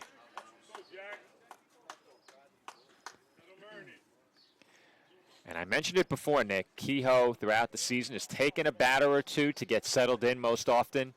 And we've seen it here in this last inning. He's been working from ahead in the count against every hitter. 1 strike away from a Dolphins win. A look towards second. The 0-2 pitch is taken outside, and defensive indifference will allow the runner to take third. Mallon moves up 90 feet. Dolphins paying him no mind, rightfully so. The count now 1-2 on Soris. 1-2. Bounce to third. Weigel's got it. And his throw is offline, and the tag is applied to end the ball game. A bit of an unorthodox final out, but the Dolphins will take the opener of this 4-game series. Perhaps you can call it 5 with the suspended game still to be decided. All of that being said, Nick, it is a huge win for CSI, one that they very much needed to keep their season alive. Yeah, certainly it will extend the season for this Dolphins team, and for a team that was down 7-1 at one point going into the bottom half of the second inning. They put up a couple big runs in that second inning to make it a 1-run game. They then went back down by 4 runs and once again fought their way to come back and win this game 14-11. Another big-time offensive showing for both of these sides. And now for CSI, a big upcoming next couple 3 games for this team against this Knights squad. 2 more games tomorrow. Series will conclude on Sunday with also potentially the conclusion of that 8 game or 7-7 game. I already got the score, forgot off the top of my head. But regardless, the conclusion of that game to be made up from earlier on in the season. If we'll see for CSI, we'll see what happens for the remainder of the way. A big win for the Dolphins, a big come-from-behind win for CSI as they trailed by as many as 6 in this game. They come from 6 down to win 14-11 and take the opener of this East Coast Conference Series. Nick, for you and I, it's right back to work tomorrow. It is the Dolphins and the Knights once again on the softball diamond. You and I have that game back at the College of Staten Island. Queens and CSI continue their series on the baseball diamond here in Flushing. As for you and I, we return to baseball coverage on Sunday. That is tentatively scheduled, weather permitting. Nick and I back here in Flushing on Sunday. We will see if Mother Nature cooperates with us. But until tomorrow afternoon, this has been Joe Foreman alongside Nicholas Bavona. Our final score in the opener of this East Coast Conference Series, the College of Staten Island 14 and Queens College 11. The series continues tomorrow right back here on Flow College. You can join us for softball as well at noon. Until tomorrow afternoon, everyone, thanks for watching and enjoy the rest of your Friday night.